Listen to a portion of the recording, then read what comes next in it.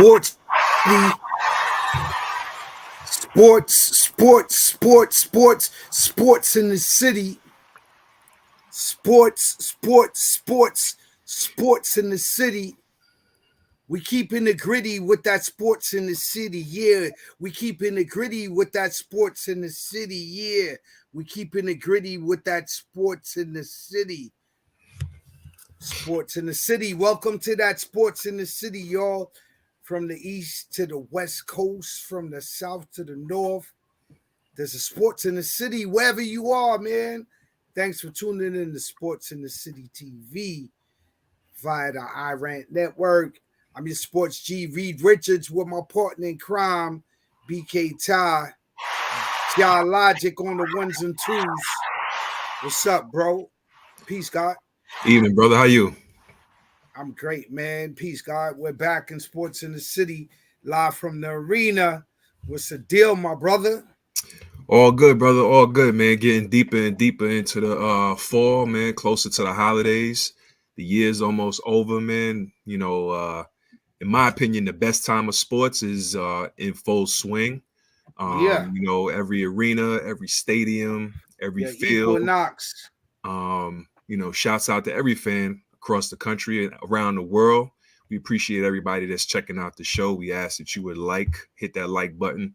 If you're digging the content, absolutely hit that subscribe button if you want to come back and see other shows that we do. Shout out to you, my brother. How you doing? I'm doing great, God. I'm doing great, God. Yeah. Hit that like button, share, and subscribe on Facebook Live, YouTube Live. Check in while we're on live. Leave your comments. Let us know which top shelf sports topics you want to talk about. You know what I'm saying? Want to sponsor the show? Let us know.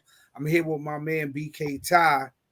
What's good with you, bro? I'm here, man. I'm here on deck, ready. You know, we about to get it in. You know, hitting that sports from the sports fan point of view, man. From the everyman point of view, you know. Yeah, and in honor of all of the veterans and salute to all of the veterans, I'm wearing my camouflage Sheepshead Bay Sharks camouflage. You know what I'm saying? Big up to Sheepshead Bay back in the day. For sure. Go back to the Bay. Salute to you, brother. Salute to you and all the other veterans out there. Everybody that served for the country, man. Shouts out and respect to all of y'all. Thank you, man. And we're going to just take a moment of silence, man, before we even get the show started and get into our 1-2 like we usually do. And just take a moment, man, just to take a breath, man. And just, even if you're not in no military situation, you're a veteran in wherever field you are, whether you're on the streets, whether you're on Wall Street, you're on Main Street, you in the hood, wherever you at, man, you're a veteran. You've been holding it down for years. You know what I'm saying? So salute to all of the veterans out there. It was Veterans Day. We didn't get to drop our 1s and 2s and big up the veterans last episode because it was, you know, a couple days before, like 3-4 days before. So we doing it now, you know. So we're gonna get into it, man. Hey, real quick, I want to say in regards to Veterans Day, for real, salute to everyone who served. Salute to all current active military, but straight up and down, just salute to anybody and everybody that puts their life on the line for somebody else's cause, because that's the true definition of a soldier. So salute. Yep. Absolutely. Definitely, man. So here we go, man. Let's get to it. This is going to be a classic. Yo, Logic, man. This is going to be a monster, man. It's gonna be a monster, man. We gonna get that's gonna be a monster. Yep, Sports in the City via the iRant Network presents Top Shelf Tuesday. The Salute to the Veterans, episode 9. Kicking off with NFL Helmet to Helmet segment. Week 10. We'll be high stepping through the league like Coach Prime. You know how he used to do it, Ty. He used to do it, man. He used to high step on them, God. He used to high step on them, man. Prime time was that. Prime time. What they say now? That's what I was about to say. What do they say nowadays? He was him. I'm him. He was him for sure. They're himmy. He gets a himmy. He was him all for sure. Time. He was definitely him, man. Was a decent baseball player too. Yeah, exactly, my brother. Definitely. He played other sports, man. That's He was why. in high school. He was a basketball phenom in Florida, from what I understand. Yeah, basketball, football, and baseball. Yeah, man. So definitely, man, we high stepping through the league like Coach Prime, man. As a record, 6 teams get pipped this past week by the walk-off field goals. Six teams get pipped. You like that word I came up with. I dunked up off the archive, pipped. He was like, word, that's what you want to use? I was like, yeah, pipped, man. It means to lose by a small margin. Yeah, 6 teams got pipped by field goals in the NFL this past weekend, man. It was a historic week for the NFL, man. When you talking about your equinox, man, we bring things into existence. Because honestly, I never really heard nobody talk about an equinox until you started really bringing it to my attention, guys. Hey, you know I've only learned about that, I think maybe 6 or 7 years ago, like right before the pandemic. Like I always knew about it, but I never knew the word for it until about 7 years ago. Right. And then we gonna move on into round ball around the world. We picking and rolling through the rundown in the NBA week 3. We gonna see how you see that. Then we gonna move on to reaching the summit. We'll be backpedaling like Travis Hunter. I ain't really see Travis Hunter really doing his thing like he was doing before. Ever since he got hit up in them ribs or that chest section, he been kind of quiet. Am I wrong? Yeah, he been back. They've been losing. They ain't getting the same burn they was getting before. But we're gonna run through the slate of games like Travis Hunter, for the NCAA games. The Big Ten drops the hammer on Michigan, suspending Coach Jim Harbaugh for 3 games. Harbaugh speaks out. Matter of fact, pardon me, he speaks out. Hearing is on Friday. Texas A&M gives Jimbo Fisher his walking papers, but he's guaranteed like $76 million. I have to get with Jimbo how he pulled that off. That's crazy. That's bananas, out of this world. They fired him, but he's guaranteed $76 million, bro. Yep. Bro. Come hella high water. $76 million. And then Mississippi State drops Zach Arnett, reaching the summit part 2. We got your girl, Caitlin Clark. She dropped like 44 last week, bro. You heard? What's that? I didn't hear you, bro. I said Caitlin Clark dropped 44 last week. Caitlin Clark got busy. Bro. Yeah, that's reaching the summit part 2. NCAA men's and women's week 1 rundown as some of the top teams take week 1 losses. Now we moving on to guts and ice. We're skating through the NHL standings. Salute to Henriq Lonquist, who got inducted to the NHL and the Rangers Hall of Fame. And Adams Johnson, that we spoke about a couple weeks ago, it wasn't an accident. Hold up, I can't hear you, bro. Hey, Jock, kill that video, bro. Or the music. Some music is playing and something is playing. It's not on this side. That's on me. That's on me. Never mind. That's on me. I'm tripping. All right, you good? Yeah, I'm good. All right, that accident that we reported a couple weeks ago, the NHL former Penguin player. That's crazy. That's becoming a murder. Yeah. They haven't released the name right now. They're just speaking about reckless endangerment, and they're probably gonna escalate them charges. They're definitely gonna escalate. They're definitely gonna file bring him up on charges, man. They trying to say it was intentional. Yeah, God. That's And then crazy. live I've from never the heard that. diamond. I've never Yeah. heard that. Well, then again, we've never had in sports where, I mean, outside of contact sports like combat sports like boxing, UFC, that kind of stuff. We've never had somebody Bro, that you got a died. weapon on your feet. Yeah, but we've never had And anybody in your die in hand. professional sports, right, at the hand of somebody else. We haven't really done a deep dive, as you would say, into the NHL to really get into that subject. But I'm sure if you have a stick in your hand and skates on your feet, especially if you are a black man trying to break into the sport of hockey, if they use those as weapons, so we can't even speak on that right now. It's just it's the investigation is pending. But Yeah, I man, was but just I don't. I'm sorry. Go ahead. No, I was just saying that we have to just let the news develop before we, bring any judgment to the forefront. You understand what I'm saying? You could definitely accuse somebody or suspect somebody of being reckless, which I think is the case with the person that they arrested.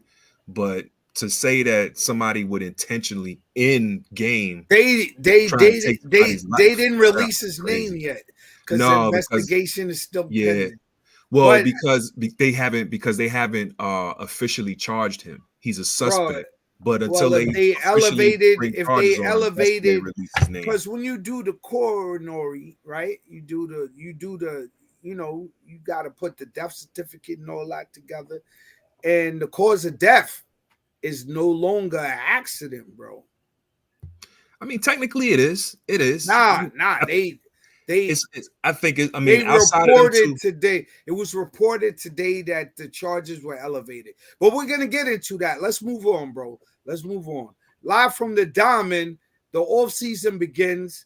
It's time to award the best of the best, and the winter talks heat up.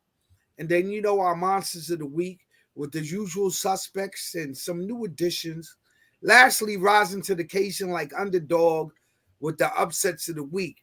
Then we got the rounding out, ending the show. We got BK Ty's top 5. So let's get to it. Strictly top shelf, off the top of the pile. Logic, man. You know how we are, man. We rising from the bottom to the top, so we definitely underdogs. You hear? Underdog is here. Yes, let's get to it. NFL helmet to helmet. Kicking off week 10. We'll be high stepping through the league like Coach Prom. As a record, 6 teams get pipped this pack week by walk-off field goals. Yo, did you catch any of those, guys? Did you catch any of those games, man? That Denver game. That was that was wild, man. That's all I can say. That was wild. Denver? With Denver and Buffalo yesterday, man. I don't know what's going on in Buffalo, man. But you see, they done got their defensive coordinator up out of there. Yeah, there was like he's the one that's coaching Josh Allen. That's a good point. Josh Allen giveth and he taketh away. You know, I'm gonna tell you what's going on. I'm listening. Josh and Diggs, they don't rock with each other, bro. When you got your top wide receiver, who's the top, arguably top 5-10 wide receiver in the league, with a bona fide top 5 quarterback. Because regardless of his mistakes, when you go through the league, who are you gonna trade Josh for? Who would you say, like, yo, I'm gonna give up Josh if you give me? I don't even think it's a matter of like, I don't think it's, who would you give up Josh for? I mean, it would have to be another QB. It would have to be QB for QB. Who would you give up Josh for? I don't know, because how often do teams trade a QB in his prime or an up and coming? Regardless, that's what's the situation. It's not working in Buffalo. Diggs is disgruntled. Who you getting rid of then? So if you can't answer that, who are you getting rid of then? Diggs or Allen? I don't know, man, but Allen, like as recently as 2 years ago, was like a top 3 quarterback in the league, man. And he's only going to get better. He's not going to get worse. I don't know what's going on right now. Allen, Josh Allen. 2 years. He's been Wasn't in the it? league more than that, bro. No, I didn't say he's only been in the league 2 years. I said he was in, like, as recently as 2 years ago, he was considered like a top 3 QB in the league. Wasn't he like an MVP candidate, something like that, right? He still is, bro. He still is. Absolutely. So I don't think he makes a lot of mistakes. It's like he's what they call or they consider a gunslinger. Absolutely. Josh Allen is gonna sling the ball. It's like I said with the Cowboys sometimes, feast or famine. When Josh makes a play, Brett Favre used to be like that. Correct. Brett Favre used to be like that as well. And until he stops, he's been turning the ball over at least 2 times a game for like the past 10 games. He has the most turnovers in the league. Yeah, I think an interception in the last 6 straight games. You're not putting your team in an advantageous situation when you're doing that. And that's probably what Diggs is mad about. Yeah, probably mad about only 3 receptions too. Well, he got targeted 5 times. Like that's. Yeah.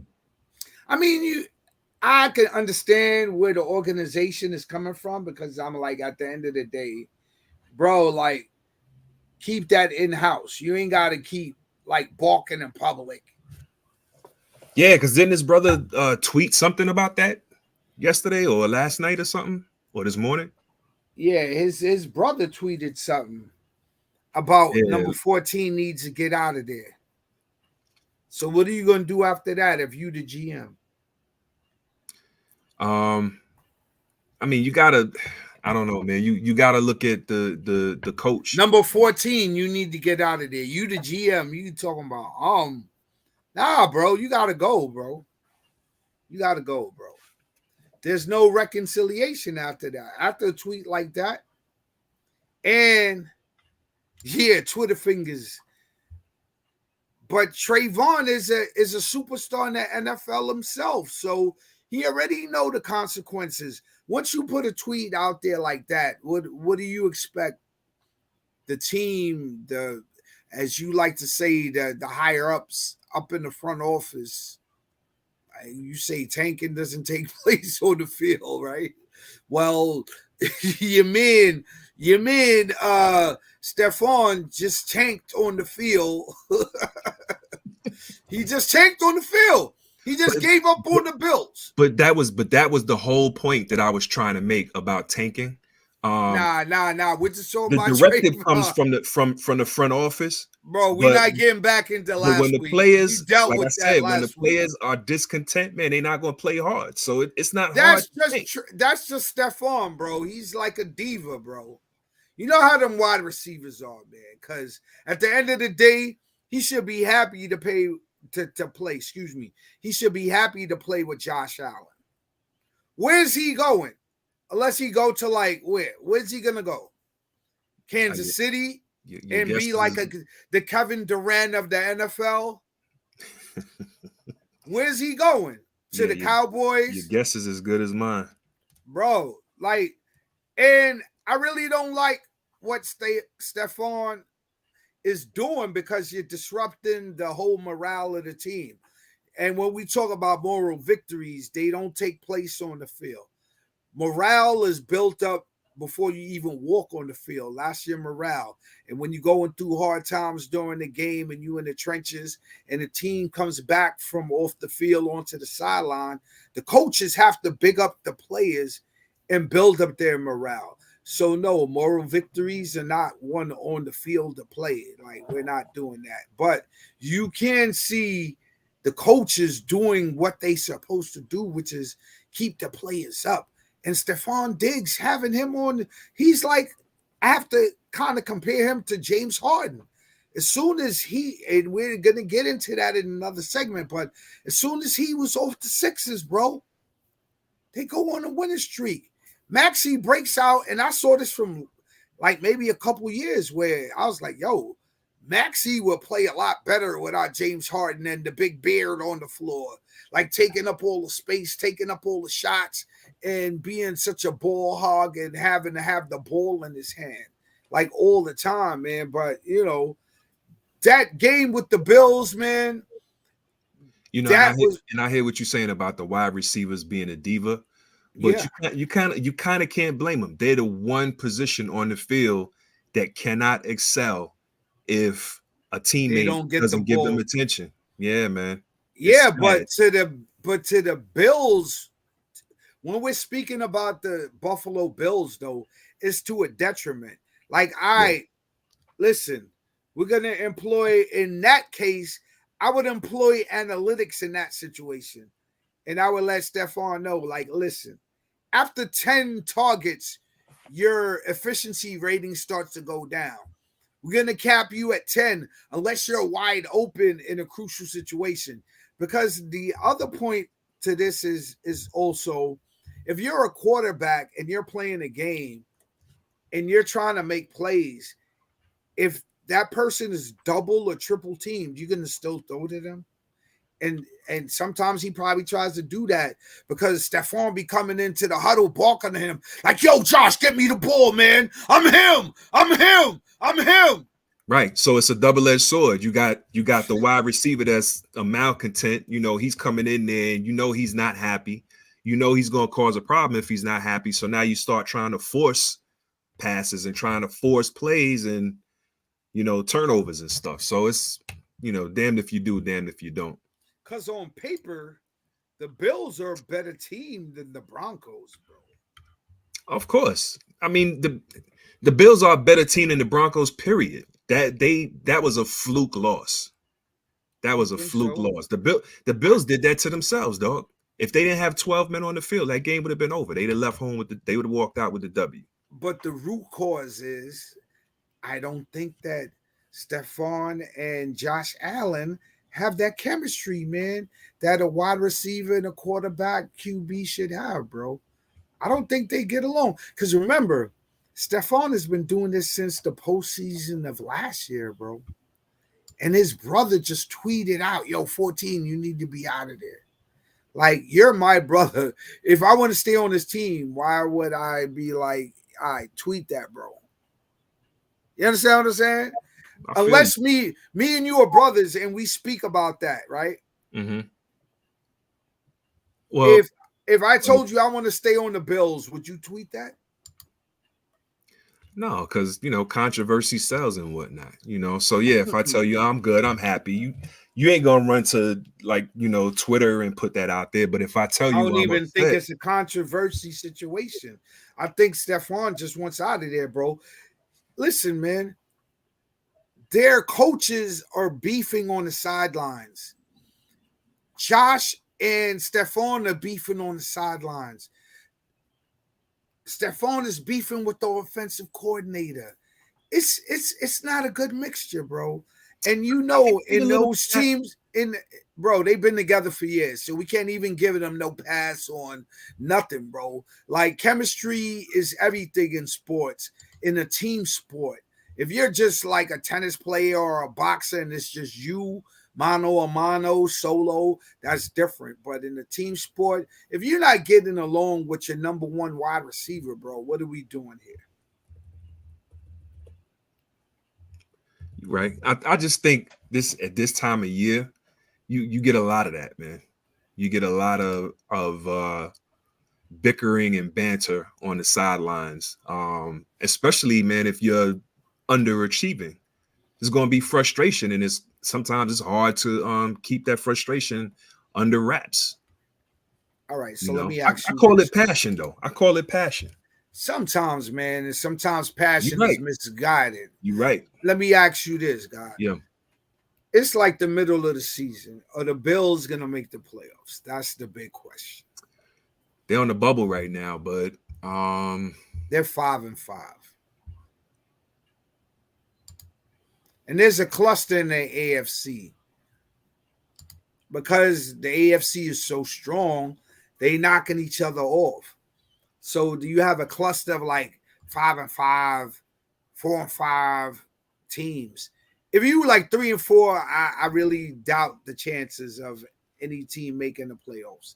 Like the Jets are on the they like on the edge of the bubble, of the cusp of the bubble at 4-5, bro. Yeah. But I think if Josh Allen cuts down the mistakes, and to your point, it's still midway through the season. If Stephon Diggs can put his ego to the side and play with Josh Allen, because Josh Allen is an incredible quarterback. And if he can get more in tune with him instead of beefing with him so much and trying to be such a diva, Stephon Diggs, I think you can have a winning formula in Buffalo. And they have a lot of players out on the defense and the offensive side. But we know you can't account for injuries in the NFL because all teams suffer injuries, like we just saw with San Francisco. But we're going to move on, man. And the Bears beat the Panthers. That was like the what? The Boo Bowl, the Poo-Poo Bowl of the week, the Whack Bowl of the week.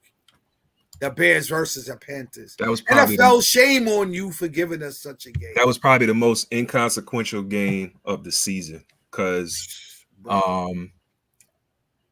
Chicago losing that game would only mess up their draft pick since the Bears draft since Carolina's draft pick this coming off season is going to Chicago. Right. So it's crazy. They like playing footsies or some shit. I ain't gonna front, man. I'm a Carolina fan from now to the end of the season, man. I want them to win. I told you your Panthers. Didn't I tell you last week? I was like, you said that. You said that. My Panthers. I was like, get out of here, my Panthers. But you know what? Because of where we at now, I think we're 2-4. Carolina's one Carolina has one. We have 2 wins. Arizona has 2 wins. It's gonna be hard. I think Carolina won another. Oh yeah, that's probably the second one. Yeah, I can't keep up with them boo teams, man. Them poo boo. I don't even know what to call them, man. But those teams, and they seem to keep putting those teams playing in prime time, man. That's the problem that I have. Wasn't that a prime time game? Which one? Yeah. The Bears and Panthers. That was a Thursday night game, bro. Yes, it was. And Justin Fields is still hurt. Yep. That was like that game was terrible, bro. What do you think Chicago does? You think they draft Justin Fields' replacement and trade him, or they go for another position and have a little faith in Fields? Historically, the Bears, that's what they've done. They've always gone into the quarterback lottery to see who's going to be the next one, and they haven't. Honestly, the Bears have never, in my lifetime, had a great quarterback. Jim McMahon was a pedestrian quarterback who rose to the occasion in big games. And they had the all-time great defense, which would keep you. Jim McMahon probably got wins under his belt, like 13-6. Because he had a dope squad around him. 10-6. Like he probably had wins under his belt like that. Yeah. That's how great that Chicago Bears defense was. Absolutely. So I don't remember a Chicago Bears quarterback being that great, unless you go back to like before even the Super Bowl era. Like who's back in the George Halas era? Like I don't even remember who that was. Like I don't even remember, bro, to be honest with you. And I digs. I take deep dives and I dig like Aquaman. So we're going to move along, man. The Colts topped the Patriots 10-6. So you already know the 800-pound gorilla in the room. What are the Patriots going to do with Bill Belichick? I mean, you hear differing stories every other week. You know, one week it's Bill Belichick. You know, he's not going anywhere unless he wants to go.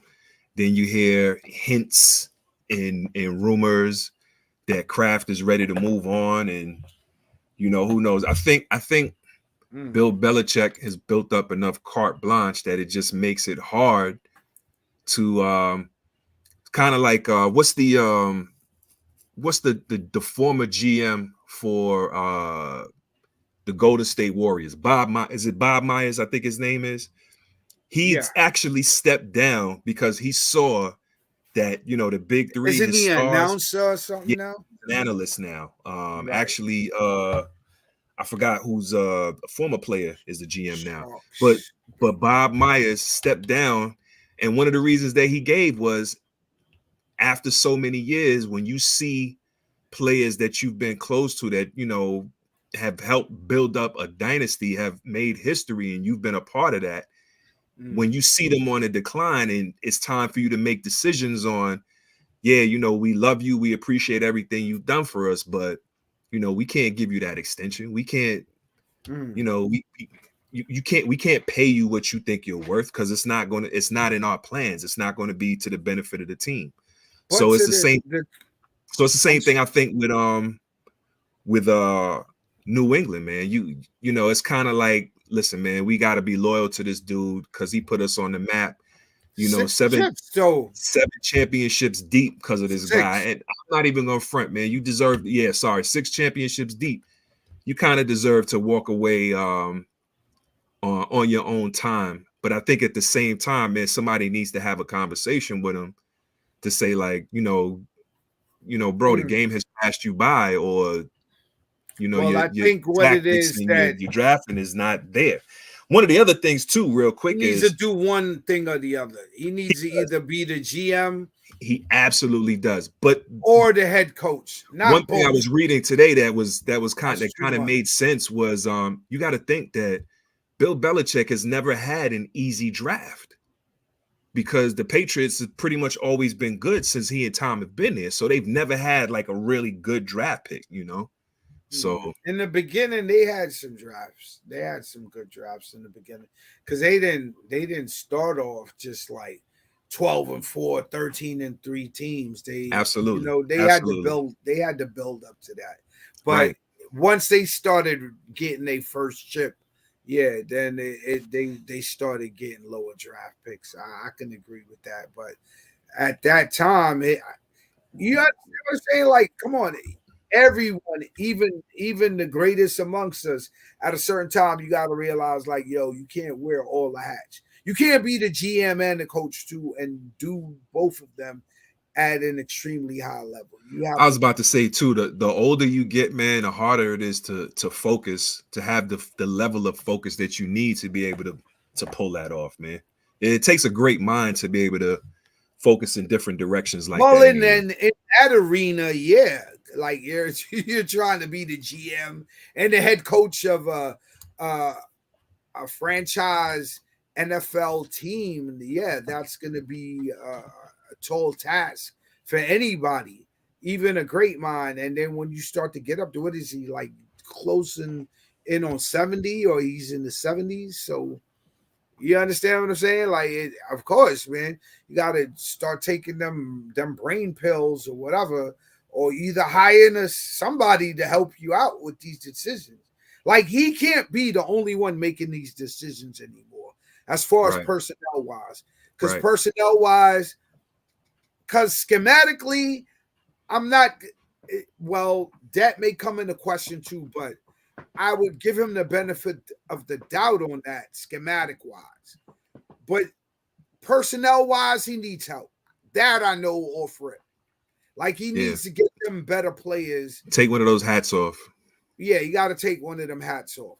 Schematically, there are talks around the league that he's just caught up in the old school type of football, and it's passing him by. What are your thoughts on that? I can subscribe to that. I'm not even gonna lie. I kind of jump into another game. That was my indictment on Sean Payton at the beginning of the season, man. Especially when they had got their asses whooped by I forgot who it was, man, but they had a stinker up there in Denver, and I was like 70. Yeah, when they man. lost to Miami, 70 Yeah, to 20. exactly. And I was That like, was a Sean crazy Payton game. spent all that time when he was an analyst last season, talking crap about Denver, and then you come out and give up 70 points to Miami, and you don't have Russell Wilson looking any better, But Right. they've But I turned that think that around. was on Russell Wilson. Yeah. I think I'm blaming Sierra for that. Russell Wilson's lack of play.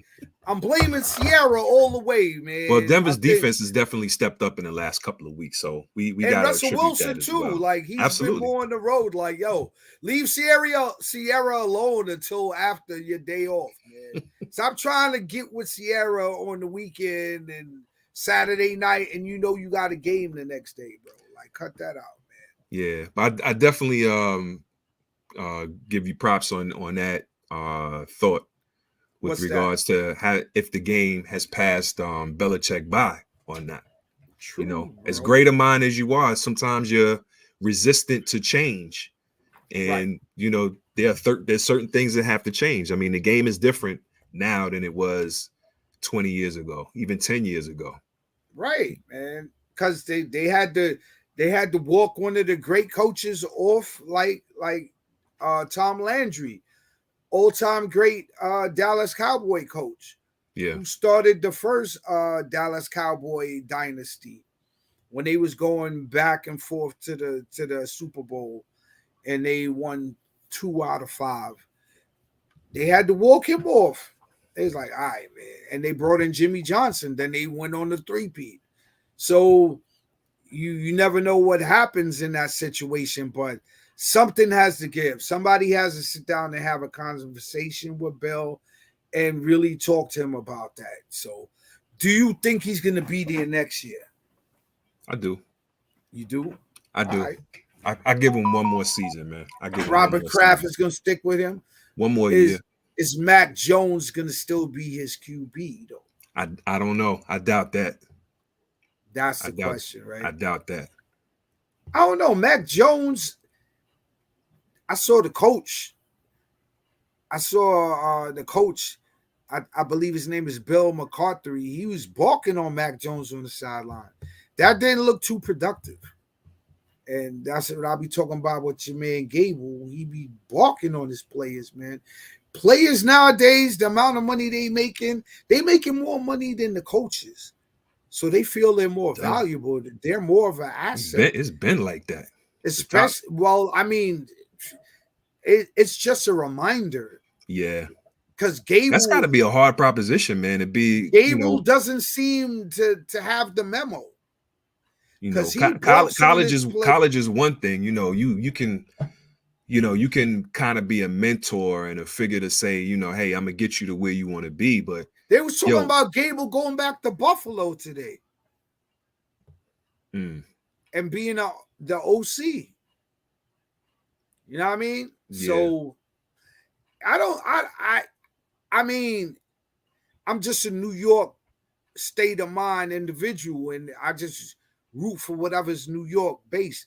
Outside of when you playing my Cowboys, shit like that, you know that. And I'm already Yankees, and in the National League, I'm going to be Mets all day, and I'm a rock with the Jets if the Jets is rocking. So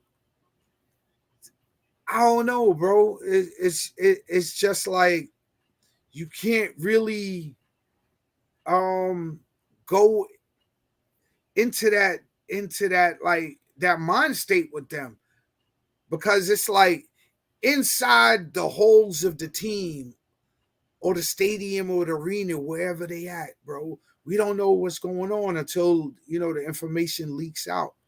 But I don't think the Jets are in a good state of affairs, nor the Giants, man. I think Gable, if he stopped balking on his players, he'd be all right. He'd be all right, bro. Oh, you talking about Brian Dable, the Giants coach? Yeah, he be balking. That's a sad situation, man. He be balking on his players, man. I mean, damned if you do, damned if you don't. Because if we losing and he's on the sidelines, buddy and high-fiving dudes and being passive or whatever.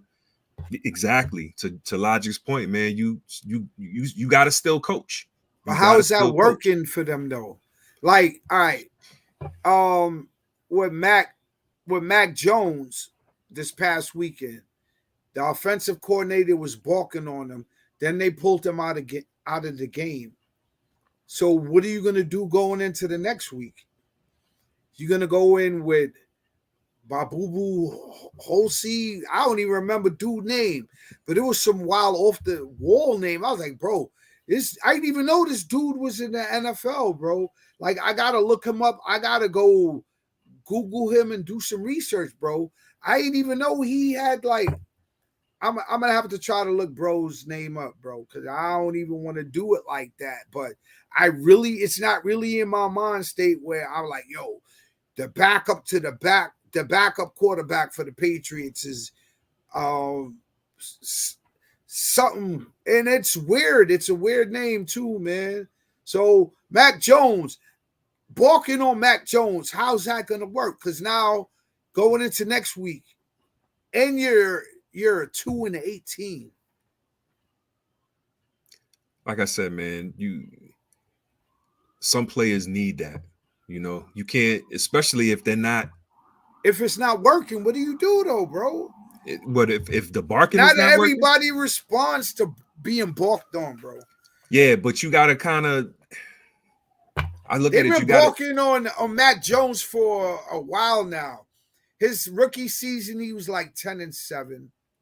Ever since then, he's been downhill, and they just been balking on dude. Like, and he's a young dude too. Like what, 21, 22, 23? How Mac Jones can't be older than like 23, 24 years old. The only thing I can say in that regard, man, is if you have some carte blanche under your belt, man, you Mac have Jones. I'm talking about the coaches, okay, the head coaches in particular. If you have some success, the more success you have, determines your ability, or rather, should I say, how receptive players will be to you barking on them. Parcells used to bark on dudes all the time, but you take it from Parcells. But that's my point. You take it from a guy like roughneck cokeheads, bro. Like let's keep it gully. LT and that Giants team, they was roughneck cokeheads, bro. Like so that would be even more of a detriment to bark on somebody like that. Relate to that. They like that gully shit, bro. But to the point that I was making, Bill Cowher, he was another one. He spit in your face. That was disrespectful. He wasn't sweet on the sideline, man. He was letting you have it. Face, bro. He was letting you have it. So spit in your face, Bill Cowher. That's why he couldn't last in the NFL, because cats got tired of Bill Cowher spitting. Cowher, he lasted for a while, man. How long was he? He lasted for a while. Bro, he was supposed to retire as an NFL head coach. He did. He's been up in the booth for like the last 10 years. years. Well, he retired from coaching, but there's an example of he knew the game, he knew his time with the headset was over. It was time to move on. Dudes got tired of Cowher spitting in their face, bro. You ever watch Bill Cowher talk? He'll spit in your face, bro. Like, who's gonna tolerate that all day, bro? Yeah, well, like you gotta have a team. You gotta have a team, a players only meeting early, bro. Yo, I'm tired of this dude spitting in my face, son. How you feel about you know what you do? Do what you're supposed to do, man. Execute the play, man. Bro, I can't. I got spit in my eye. And you won't have to worry about him. Bro, I got spit in my eye. I can't execute, bro. All right, man. Moving along, man. CJ Stroud, man. Definitely right now, hands down, rookie of the year. Yeah, the math teachers, man. They be spitting, eating them bagels and cream cheese and all that, spitting in people's face, man. It's crazy.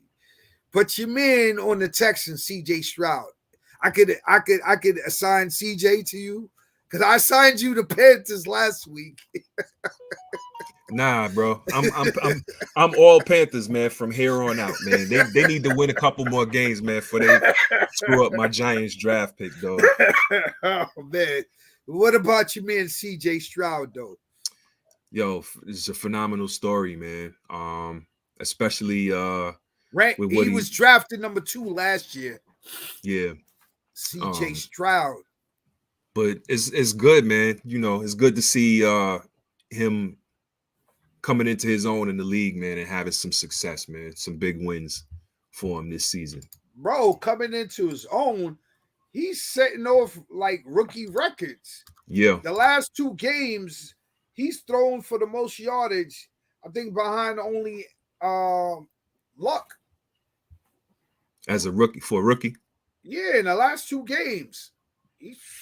He's balling out of his mind, bro. And remember, let me ask you this. What did you think the Texans were going to do this year? I didn't have a matter of fact, because CJ he was starting, right? Tannehill started, didn't he? Nah, Tannehill is on the Titans. Oh, that's right. Tennessee. I'm tripping. Yeah. Yeah, bro. No one had the Texans on their radar, bro. Yeah. No one. And right now he has them at 5-4, bro. Right in playoff contention. And next week is going to be a big game. The Jaguars they 5-4, Cincinnati's 5-4, and they play each other. So they just played Cincinnati. They just beat Cincinnati 30-27. I'm tripping. That's right. That's week 10. That's right. Yeah, follow me, God. Yeah, they have to now the ones who are in contention for that division are the Jaguars, who just got stomped out by the 49ers this past weekend. See, you know why I'm so amped? You know my word, right? Black excellence. I love to see black excellence at its finest. And that's what CJ Stroud is demonstrating to the whole world right now. And he got on the number 7. I'm feeling CJ Stroud right now. And I don't even really rock with Houston as far as like that goes, because you know the Astros is an arch enemy of the Yankees. But for what that young man is doing, I got to give it up to the Texans, man.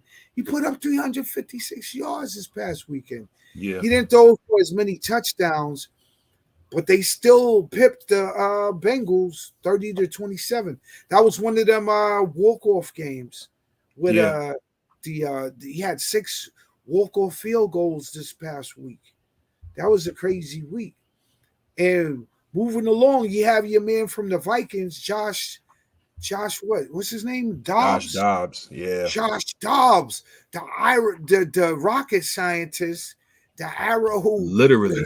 Yeah, literally. Yeah. He's a member of NASA, right? So he leads the Vikings to a 27-19 win over the Saints. And the Saints defense is stout. They're not like any pushovers to any stretch of the imagination. Facts. And he ran for one. Yo, your man is doing his thing. So let me ask you this. Do you think when Kirk Cousins comes back, is there going to be a QB controversy? Yeah, I think they're going to move on from Kirk. Really? Yeah. Not you, the man of counting the books and how much money you paying this dude before you let him go. But that's why. That's one of the reasons why. Bro, we got to check the books. We got to check the books for what? Dobbs ain't making as much as Dobbs ain't making as much as Kirk Cousins. Dobbs ain't making as much as Cousins.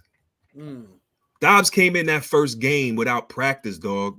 Like I think he just was like in the meetings and stuff, man, and went out there and performed, yo. First game with Minnesota. I think that pretty much locked it for them to say, you know, we gonna this offseason, we gonna entertain any and every offer that we get for Kirk Cousins. So I told you in the beginning of the year they was talking about breaking them all up when what's his name got hurt. The receiver got hurt. I think that was the media though. You think so? Yeah. The media be hyping those narratives up. I don't think, as you say, the front office has to make the decisions at the end of the day. I don't think that the Vikings front office was with that narrative. That came from the media, and basically, I think that came from your man Greeny trying to hype up that narrative when he was trying to find a replacement for Aaron Rodgers when he got hurt. Yeah, he wasn't the only one I heard that from, though. But yeah. Excuse me. No, but I don't think they're getting rid of Kirk Cousins. So you think they're gonna keep them? They're gonna keep both of them? Nah, I don't think they're gonna keep Dobbs. They're gonna allow Dobbs to build up his value in the market and just let him go. Because what Dobbs is doing right now, given a chance, why would you settle for being a backup on any team? Yeah, but as good as he's playing now, you'd rather still go with Cousins than go with Dobbs? Yeah, Cousins is proven. 2-3 games is a trend. You're trending, right? But now it's a pattern. Like, how can I, like your man, how can I move the crowd? When you heard an MC like Rakim come out with bangers, you knew he's like that. He's not fly by night. Dobbs is what, 2-3 games in? Wasn't he just like on the Cardinals? He got cut. The Cardinals traded him. Yeah. So it's either, excuse me, that the Cardinals made a terrible mistake, or he's not that good, and he's just having fun. But the Cardinals don't know what they're gonna do with Kyler Murray, and I think on the low they in tank mode too. So I think it was like, you can give us something for exactly, give us something. Well, for that's Dobbs. Another player. We ain't going nowhere. That's another player that they're gonna let ball out of control and build up their value so that they could get more back if they want to trade him, is Kyler Murray. But he's very talented. I think he's just injury prone. And I think the Arizona Cardinals have had enough of his. And the way he plays, man, that's going to take a lot of wear and tear on his body, man. It always does. It always does. It's one thing to be a scrambling quarterback like that. Like, he had one play where he ran for like, I think 14, or he ran for a first down. And I think it was like not even 14, it was like a 10-yard scramble or something like that. But he ran damn near 25 yards, eluding tackles and stuff like that. I saw that play. Yeah. He ran like 70 yards across the field. It was crazy, man. It was crazy. To gain 10. For a 10-yard gain. Yeah, for a 10-yard gain. I saw that. I really did see that. And I was like, and his feet was, he was like happy feet, just like how my hands are right now. This is how he was running, Ty. Yeah, absolutely. All right, man. Kyler, man, you still get love, Sports in the City, man. We just need to see you on the field more often, man, so you can put that work in. So the Vikings, we covered that. Steelers, they tumbling another victory over the Packers, 23-19. Tomlin, wasn't they talking about firing you, man? No, I don't think so. Over there in Pennsylvania? No, I don't recall. The Steel Town Rednecks, they wasn't talking about firing him? I'm just saying. I don't know. They might have. You gotta ask. You gotta. I don't know. You gotta ask Kenny Harrell about that. That's his team, man. Yeah, and that's also, as I'm on the subject, that's also Stephen A. Smith's team. Yeah. And I do not hear Stephen A. Smith talk about the Pittsburgh Steelers at all. And that's what amazes me. He trolls the Cowboys every week. Like, Stephen A., we tired of you, bro. I don't know if you like some voodoo high priest trying to jinx the Cowboys all the time, but bro, get off the Dilsnick, bro. Like, it's enough already. You've ridden the Cowboys as long as you could go. You're a Steelers fan? Rock with the Steelers, bro. Talk about the Steelers.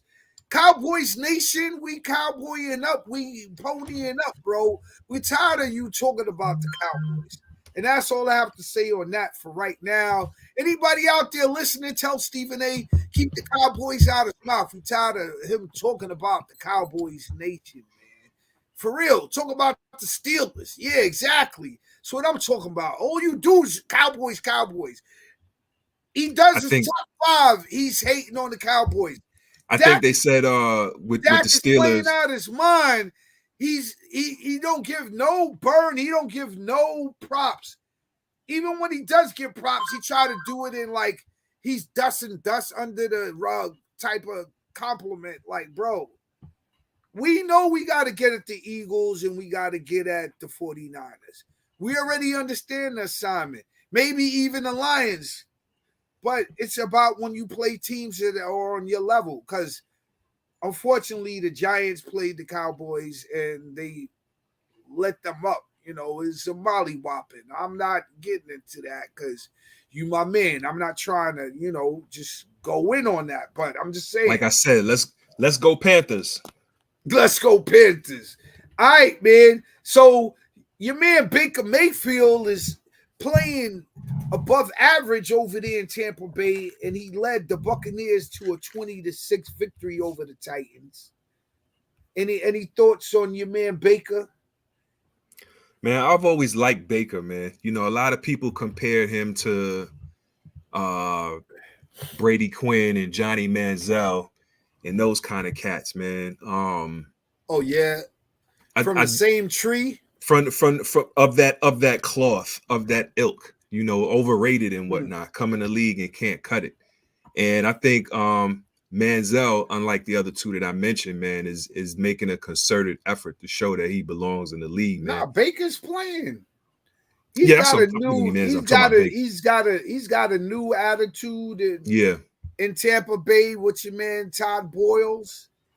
You know what I mean? So, hey, I like to see Baker. I like to see young players, man, succeed, man. That's just the type of OG that I am, man. Because I remember, man, back in the days, man, when I was on them streets, they said, yo, you front on a Baker, you get a muffin. You front on me, you get nothing. I was like, your man Baker, man, he's giving out the muffins, bro.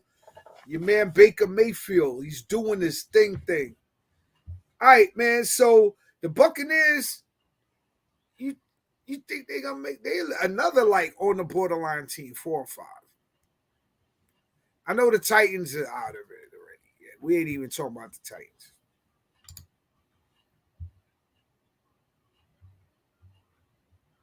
The Bucks are like 4 or 5. 4 and 6. 4 and 6? Yeah. Okay. Sorry, not 4. I'm tripping. 4 and 6. 4 and 6. Nah, they 4 and 5. 5 and 5. 5 and 5. Nah, they 4 and 5. 4 and 5? Yeah. So they're in that division where they could try to win the division, but if they don't win the division, it's gonna be hard for them. That wild card, like, you know, when it gets to the weeks where you start to see the wild card standings, like how we did when baseball and it was like a game and a half separating like 4 teams. That's what the wild card is looking like this year, bro. Because you got teams like 4 and 5, 5 and 4. Like if you like 3 and 5 or 3 and 6, yeah, you're out of it now, man. So moving along, we're gonna keep an eye on them Buccaneers, them Pirates. The Jaguars, you was just bigging them up last week. Remember what I told you? Every time we big up a team and put them on that pedestal, what happens the next week, man? What happens the next week, man? They get knocked down to earth, man. 34-3 mollywhopping by the 49ers. That was crazy. That was Debo crazy. Samuels came back. I told you, Debo's the main ingredient, bro. On some Pete Rock and CL Smooth album back in the days. The main ingredient. Or even before that, the R&B group, the main ingredient. Yeah. Everybody 34-3.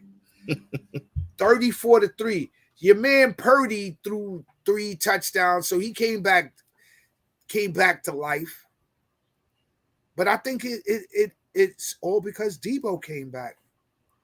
Debo's that, you see that dog, just tribal Mandingo brother on your side, bro. You have confidence. You're going to get something done, bro. Because he's moving something, bro. When he runs that rock, bro, he's moving the power, bro.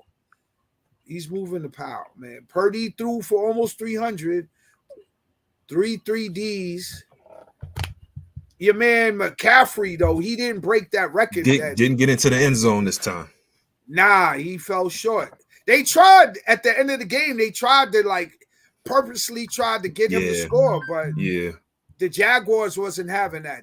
That's what I'm talking about. Like the competitiveness of a professional athlete. Whether you're winning or losing, you're not gonna let certain things go down on your watch. And they was like, nah, you purposely trying to get him to score on us. They did not let him score, bro. They gave up 34 other points. But they wasn't giving up another 7 to McCaffrey. Nah. And he remained tied with Lenny Moore, who scored in 17 consecutive games, scoring at least 1 touchdown. Your man Lenny Moore from back in the days. You remember Lenny? Lenny Moore. Lenny Moore. Your man Chris McCaffrey's tied with Lenny Moore for the all-time record of 17 consecutive games of scoring a touchdown. The Jaguars wasn't having it, though. They was like, not on our watch. Moving along, we got the Lions. That was a heck of a game. The Lions pipping the Chargers 41-38. Any thoughts on that game? I didn't see that one, but Lions are just plugging along, man. Jared Goff threw for 333, 2 touchdowns. No picks. It's pretty good. Picks. Yeah. Yeah. Justin Herbert was balling too. Yeah.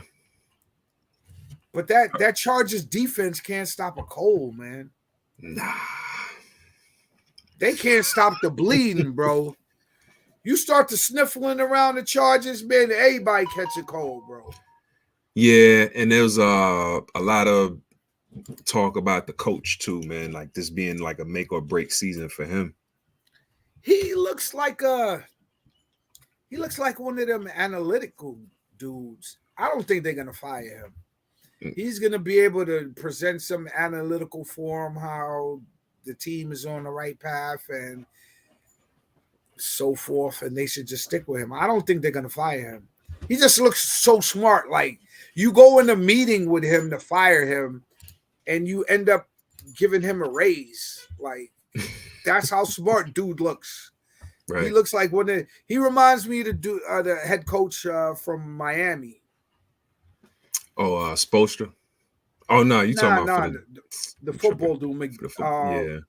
Yeah, Mike McDaniels, something like that. Yeah, he looks like one of them dudes, bro. You go to fire him, and he's so smart. He'll just talk you into giving him a raise. Like, what?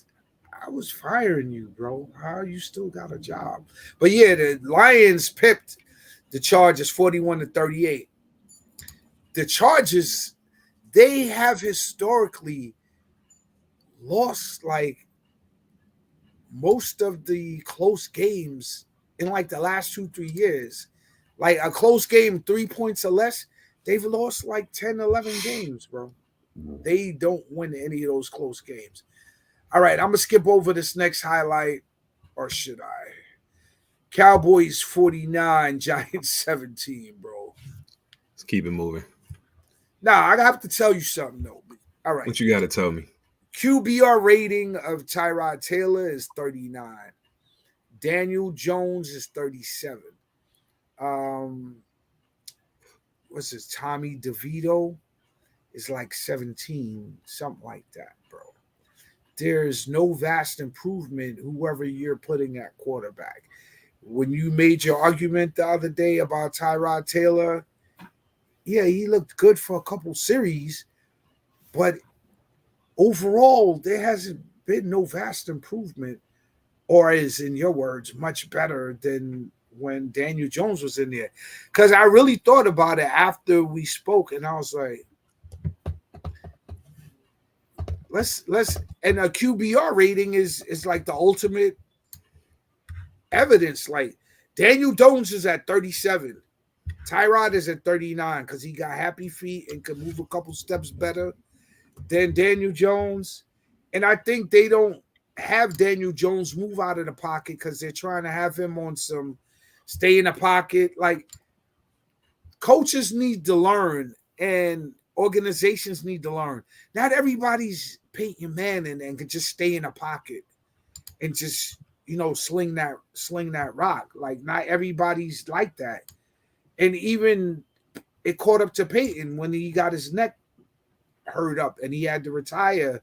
I think he was out. He retired and then he left the Colts and he came back to the Broncos. But he still was never the same. Because standing in that pocket, like, bro, you got cats who are like 6'4", 6'5", 260, 270, running a 4.3 40 coming at you full speed with equipment on, hitting you from the blind side.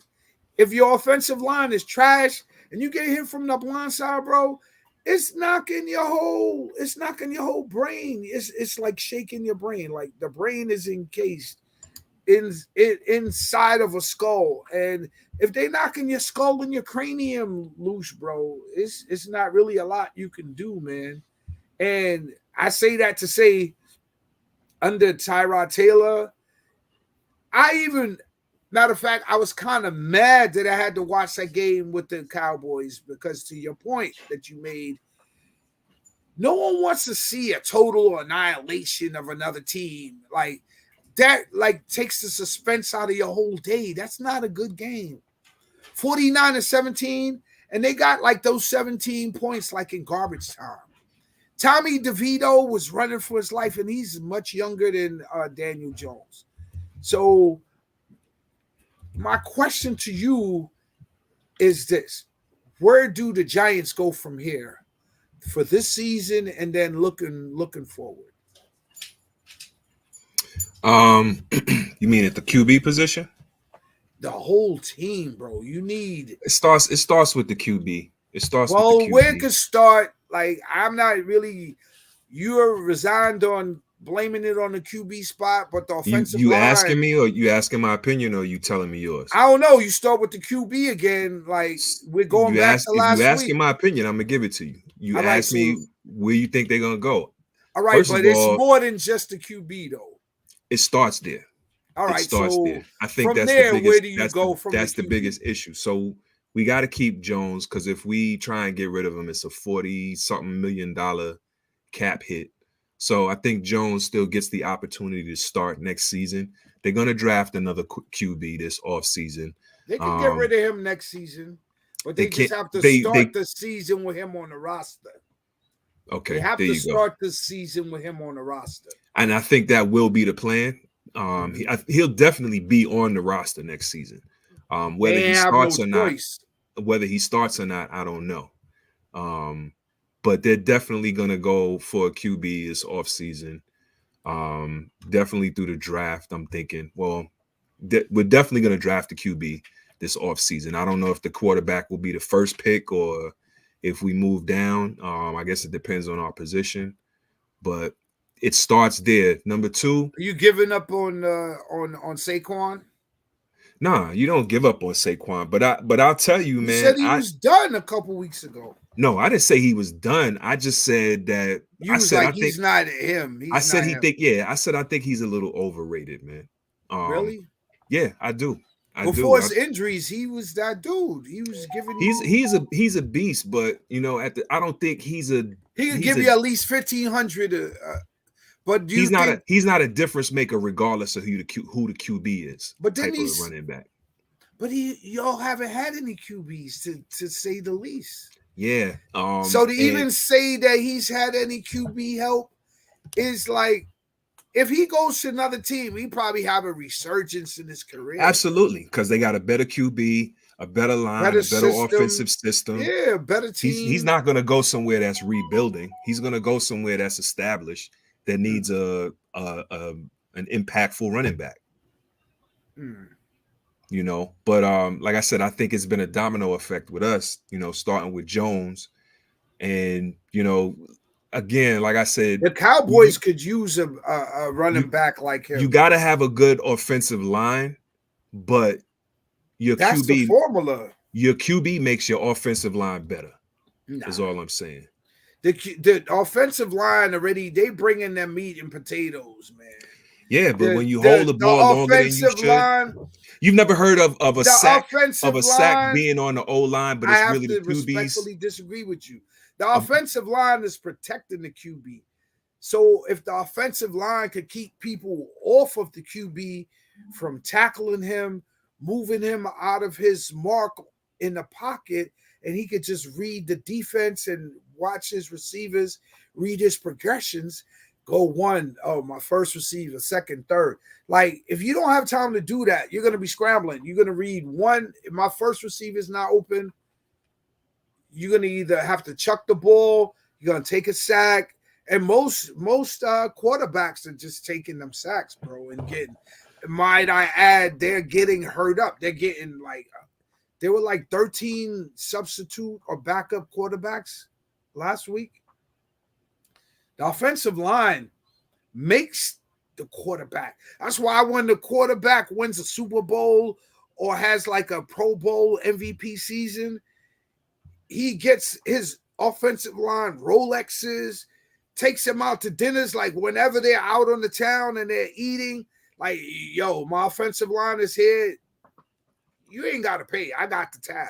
But again, I think it's a two-way street. Your offensive line definitely makes the quarterback, but if your quarterback has good pocket awareness, man, you can get out of some situations where you'll have sacks charged to your O-line and stuff like that. I hear your point, bro, but if somebody's punching you in the face, 2, 3, like I saw a sack, Bosa and Chase Young, they converged on the quarterback. They just cut the edge, and both of them met up the quarterback, smashed the quarterback. Like, there's no way you're going to stop that. Justin Lawrence had no chance, bro, before he even could. And Justin Lawrence is, in my opinion, and I think yours as well, a much better quarterback than Daniel Jones. And Trevor Lawrence is 3 times, well, I'll say so twice to my point. To my point. He had no chance to read the defense and try to make any progressions. And Chase Young and Nick Bosa converged on him and just made a sandwich out of Justin Lawrence. Would you say that San Francisco is an exceptional defense? Regardless, it's the offensive line of the Jaguars gave that up. Regardless? Would you say that now you're trying to always would you say that San Francisco is the best defense that Jacksonville has played this year? We're talking about the Giants, bro. We're not talking about the Jaguars. They would just use that. You was just talking about Chase Young and Nick Bosa. Right. They didn't tackle Daniel Jones. They tackled Trevor Lawrence. That's what happens to the Giants on every play, bro. Right. Against suspect teams, against teams whose defenses ain't great. Exactly. That happens. So what do you expect Daniel Jones to do against that?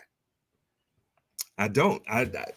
It's like I said, it seems like he's regressed this season. He has no time. Historically, they shored up the offensive line. The offensive line on paper, anyway, was better than it was last season. Nah, you said that a couple weeks ago, bro. Exactly. I don't see any evidence to that, bro. But I don't see it. Like I said, QBR rating, Tyrod Taylor 39, Daniel Jones 37. So I don't see much of a difference between the two QBs on that team. And the record doesn't indicate they are who we think they are, bro. And the Giants overall as a team, not just Daniel Jones, needs a lot of improvement, bro. But we're gonna move on, man, from the Giants. They got rocked, they got mollywopped by the Cowboys 49-17. But next week, man, that's why I asked you, like, where do you go from here? 2-18. Where do you go? Nowhere. We keep losing, and then we get a top draft pick. Ain't no secret. So ain't no secret. That's probably one of the reasons why Saquon and Dable was going at it on the sideline this weekend. Dable does a lot of barking. He needs to stop barking on his players. He might get more out of them if he stops barking, man. I doubt that, but I agree to disagree. Do you respond well when somebody barks on you? I mean, if nobody responds, spit in your face. Nobody responds greatly. Like but Bill I mean, Cowher. but if you know you've been messing up and somebody's barking on you, you can't take offense to that. If you're not doing your job and somebody in a demonstrative way is telling you you're not doing your job, you might not like the message, or you might not like how the message is coming, but you got to hear that message though. So you don't think that would be better served like in the locker room during halftime or after the game, or more discreetly, instead of barking at me like I'm a grown man at the end of the day? And matter of fact, I get paid more than you do. So I'm actually more of an asset to the organization than you are. You getting paid like $8 million. I'm getting paid $12 million or whatever the amount may be. The players are looking at it like, bro, you barking at me, spitting in my face. Like, what are you doing, bro? Plus, you disrespecting me as a human being and as a man, as an adult. Forget football. Respect me as a man, as an individual. And a lot of times I think coaches really lose sight of that. And they really go off the deep end with the barking and this ain't the 1960s, bro, where you could just yell and spit in a black man's face like he's trash and he's less, or what they say, 1/8 of a person. Like the Players Association, the Civil Rights Movement, all of those things have been politicked for. So these head coaches, for real, bro, you laughing. Bro, laughing. I think you reading too much into this, bro. No, you are bro. Definitely reading too much into that. Follow man. them young Listen, cats ain't having I'm that. gonna tell you. I'm gonna tell you the difference between bro, you cut barking me off, so being I'm gonna just say this. being acceptable and not being acceptable. All right, since you cut me off, I'm gonna just say this. Since you cut me off. These young cats ain't having it, bro. You want to be a head coach, you want to be a coach, and you want to go barking and spitting in these young black players' face and treat them like cattle. And so it's only the black players they doing it to? I don't see them. What white player I saw Gable or your man Clark Gable spitting anybody's face or barking nobody's face? Gable. I don't even care to know his name. He's not a good coach, bro. He needs to go back to being an offensive coordinator. He's not a really good coach. He does not build the morale of that team. Yes, the Giants do have some issues and they need to get some things fixed, but I never saw the Giants a 2-8 team in my lifetime. Since when, bro? Even when the Giants, and I'm a Dallas Cowboy fan, but I'm a New Yorker, so I follow the Giants and see what they're doing. Because when New York Giants and the Jets are doing good in football, it's good for the whole league. And I've never saw. Tell me when the last time the Giants were 2-8, bro. Wasn't we 2-8 under McAdoo? When was that, bro? That was 2 coaches ago. When? What year was that? 4 years ago? 3 years ago? This is what, Dable's second year? Season? Okay, so you want to keep Gable. You want to keep him? Absolutely. Really? Absolutely, okay. Man. You gotta give him time, man. For what? You gotta give him time. You gotta give him more put time it this way. If Brian Dable was a black coach, had the season he had last season, and then came into this season and the O-line, he's 2-8, bro. Exactly. So, but just like I said, if he was a black coach, all right, so stop and got fired off for one losing season, you have an issue with that. He's not gonna get fired off for one losing season. He's gonna get fired because the players don't like him because he keeps stepping in their faces with a stink breath, hollering and spitting in their face. Well, you gotta execute. If you don't like the coach barking on you, didn't do what you're supposed to do. Because I want to execute. If you don't like the coach barking, do what you're supposed to do. All right, you saw what happened to Josh McDaniels. Some coaches bark. Some coaches is on the sideline being Joe Cool because they got other people to bark for them. Yo, you saw what happened to Josh McDaniels. So Go ahead and keep thinking, because you the coach, you could just do whatever you want. It doesn't work like that anymore. Not in this era of the NFL. They got players. Has Josh McDaniels ever had a winning season as a head coach? Gable had one season. He was what? Has Josh McDaniels ever had a winning season as a head coach? Gable. What did Gable do? Dable. Has Josh McDaniels ever had a winning season? What does Gable do? What did Gable do? I don't know who Gable is, but Brian Dable had a winning season last year. 10-7. And what'd y'all do after that? That was his first year as head coach. And what'd y'all do after the 10-7 regular season? Now we stunk it up this season. No, last year, because you going back to reaching to last year. 10-7. What happened after that? Then what happened? And then we come to this season. Nah. Did y'all win in the playoffs?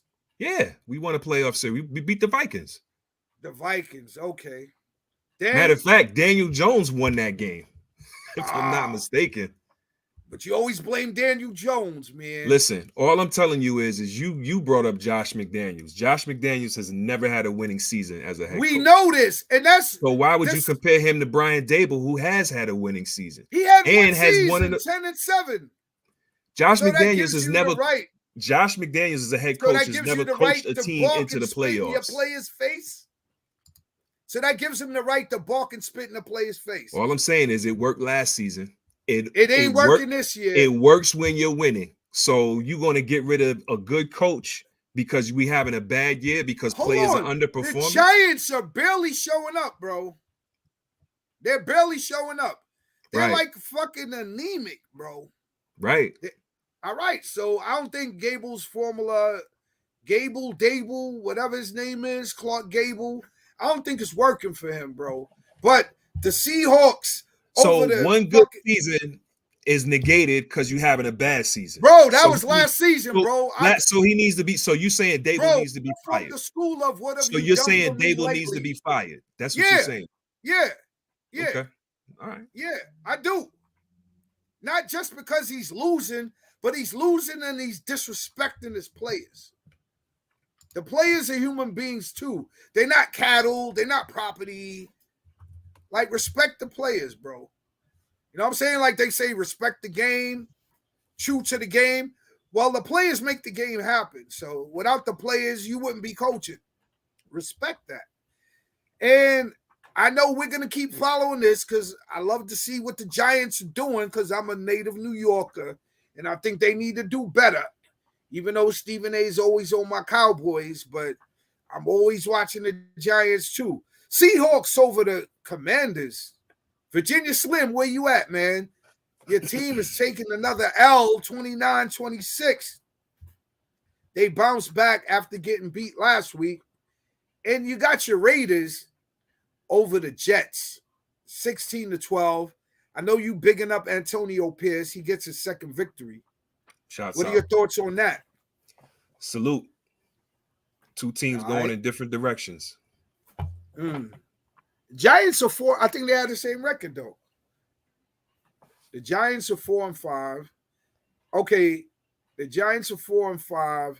The Raiders are 5-5. The Giants are 2-8. No, excuse me. The Jets are 4-5. The Raiders are 5-5. Right. All right, so talk about it. Antonio Pierce, former Giant linebacker, takes over the Raiders. You was advocating for him taking over the job last week. Yeah, they should definitely give him the job full time, man. Give him that shot. Oh, for 2 games? The team buys into. So to your point, the team loves him. He ain't barking on nobody, and they winning. So why get rid of him? Touche. Right for that, touche. But it's only 2 games, though.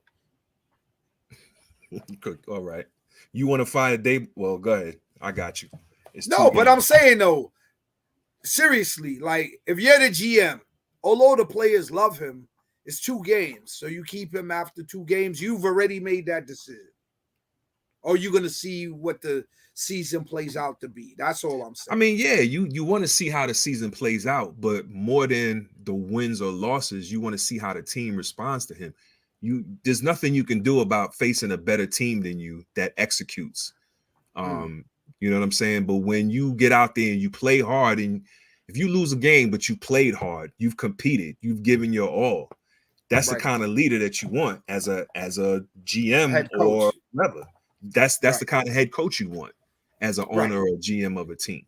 Well, so at the end of the day, I don't think him getting the job has anything to do with their record as much as it has to do with how the team. Well, I guess they're kind of one and the same, because if the team responds to him, they'll play well. So whether they win or lose from here on out, as long as the team performs well, will determine whether or not Pierce keeps that job. If he doesn't get the job, will you be outraged?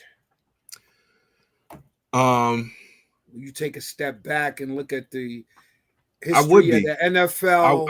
I would be. And I don't the know Rooney, how I'd and be the disappointed. Rooney rules. I'd absolutely be disappointed, dog. I would absolutely be disappointed, because elephant in the room, we know if they replace him, it's not going to be with another black head coach. And him being a black head coach is not the only reason why I want him to retain that job, but it is one of the reasons. Definitely, we've been discriminated against for years.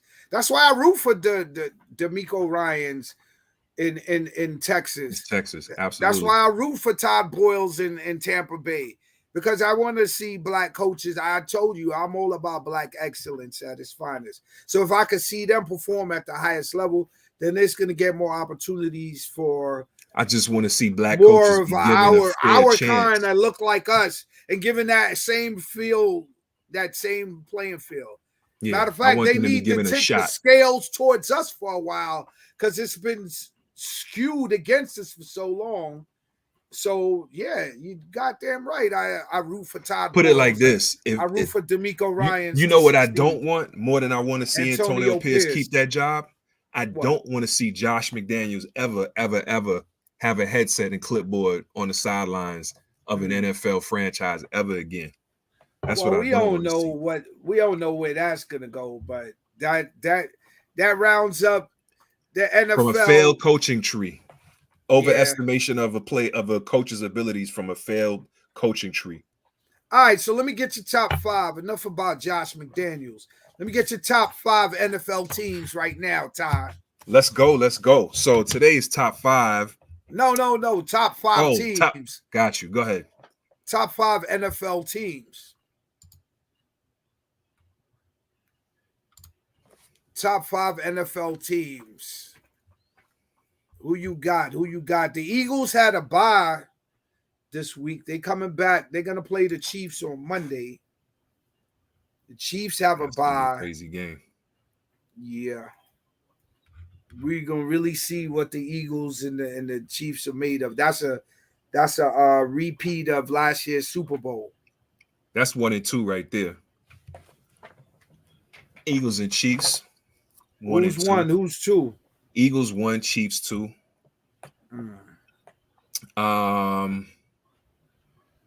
Even what hurt.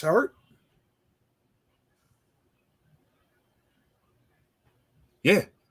You still gotta give them respect for their record, man. They the best record. They had the best record in the league, man. So you can't discredit that. So Eagles 1, Chiefs 2. Gosh, I don't know. I guess Baltimore. Baltimore just got pipped by the Browns. Then Baltimore got to play the Bengals on Thursday. That's going to be a hell of a game. That's going to be a slobber knocker. They're going to be hitting hard on that Thursday. Ain't nobody going to want to be out there on no Thursday, have an early game during the week, have a short week. Nah. They're going to be hitting. So what's your top 5?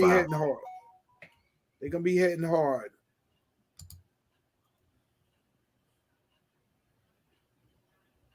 My top 5.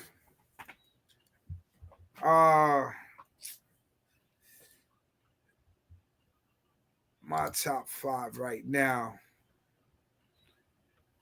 I'm gonna have to go until the Chiefs get beat again in a big game. I can't go against Mahomes, man. They won 2 out of the last 3 Super Bowls. He's an all-time player. He's gonna be, barring injury, a top 5 quarterback of all time. And I don't rank quarterbacks with skill players. I rank them separately because there's a history of discrimination in the quarterback position and so forth. And I don't rank QBs with skill players. Like, there's no way Jim Brown wasn't a greater player than Tom Brady. He just didn't play the quarterback position. Like, Jim Brown played lacrosse, he played basketball, he played football, he was like Jackie Robinson. Back in them days, they were like 4-lettered athletes. Jackie Robinson, Jim Brown, them cats. They were like 4-lettered. They lettered in like 4 sports. They had a jacket, a Letterman's jacket for each sport they played. And Jim Brown is said to be the greatest lacrosse player of all time. So I can't say that Tom Brady's a greater athlete or greater player than Jim Brown. So I keep my quarterbacks, just like I keep my pitchers. They win the Cy Young, but they hardly ever can compete for the MVP, which is the all-around award. So top 5 right now. I'm going to have to say, if the 49ers can stay healthy, I think they're a more balanced team than the Eagles. So I'm going to have to say Chiefs, 49ers, Eagles.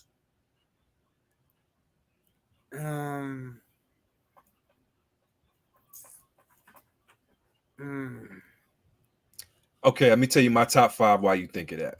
Hold on. I ain't finished yet. Hold on, because I didn't finish my top 5 either. You passed it off.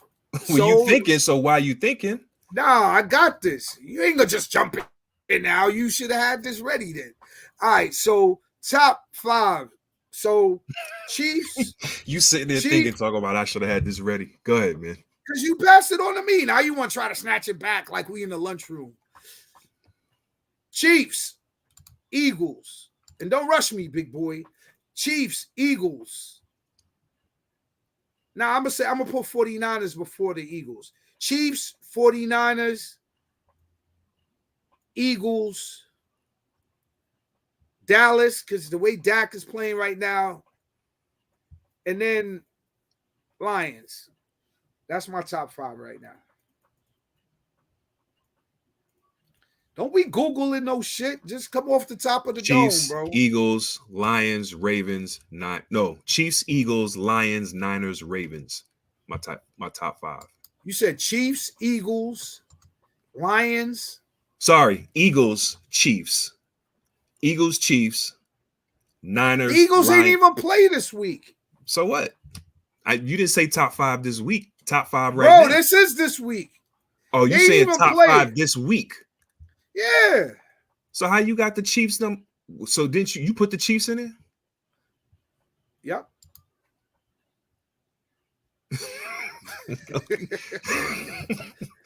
All right. But man. You put the Eagles ahead of the Chiefs? Yeah, I did. All right. I respect that. I did. I respect that. Eagles, Chiefs, Niners, Lions, Ravens. Eagles, Chiefs,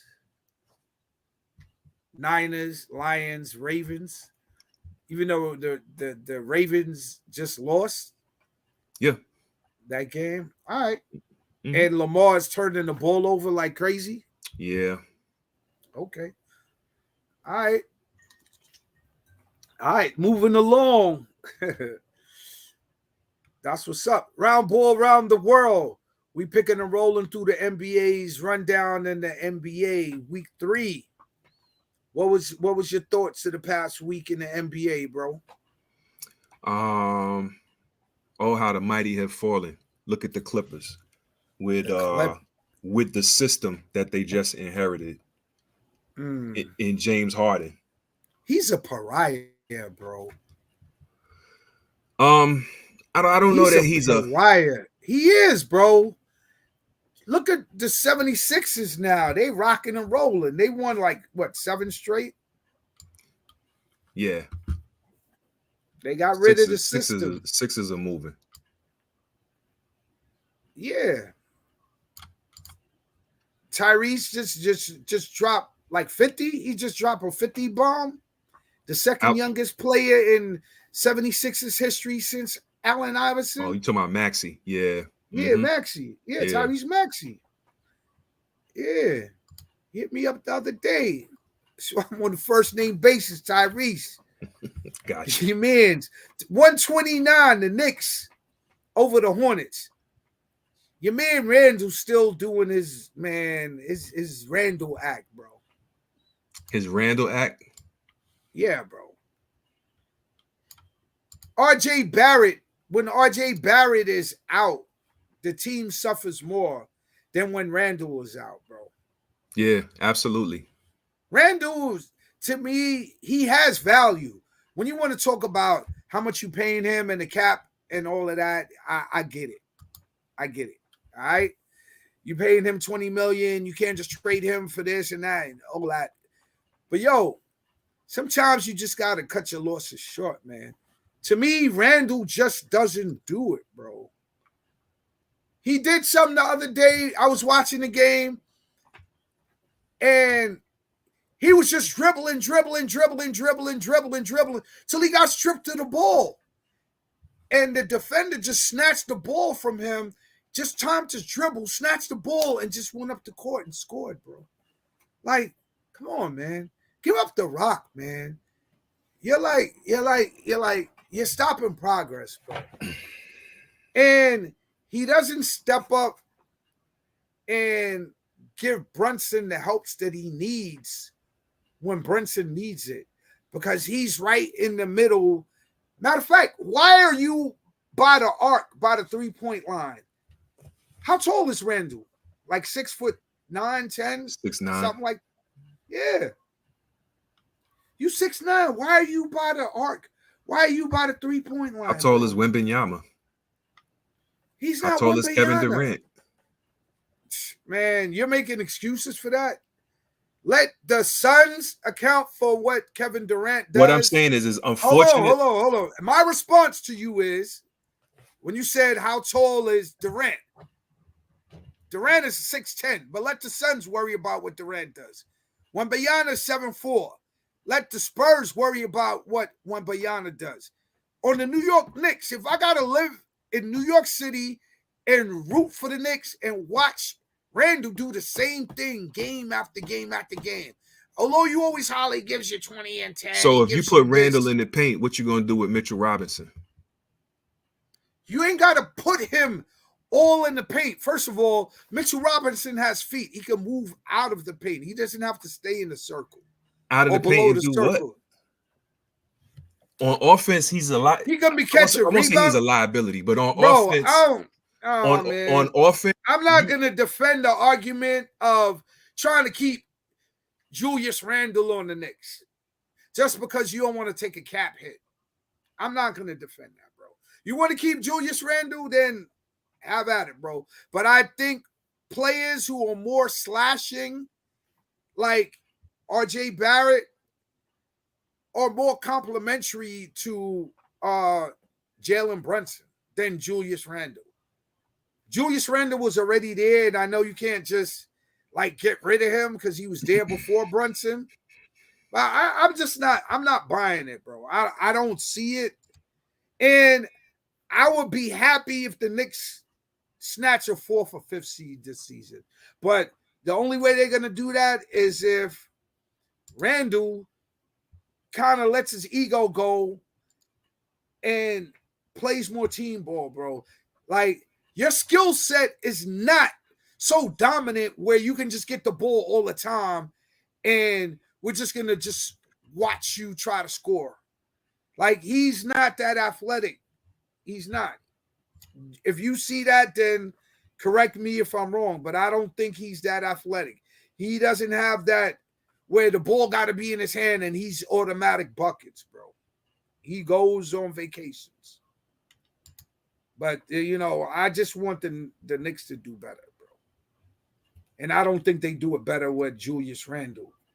But I know you disagree with me on that. I don't think you're going to do better than Julius Randle for the value. I don't think that as far as the value is concerned, I don't think you're going to do better than Julius Randle. Scrap it then. Forget the value. Just scrap it. You just need to get more complementary players.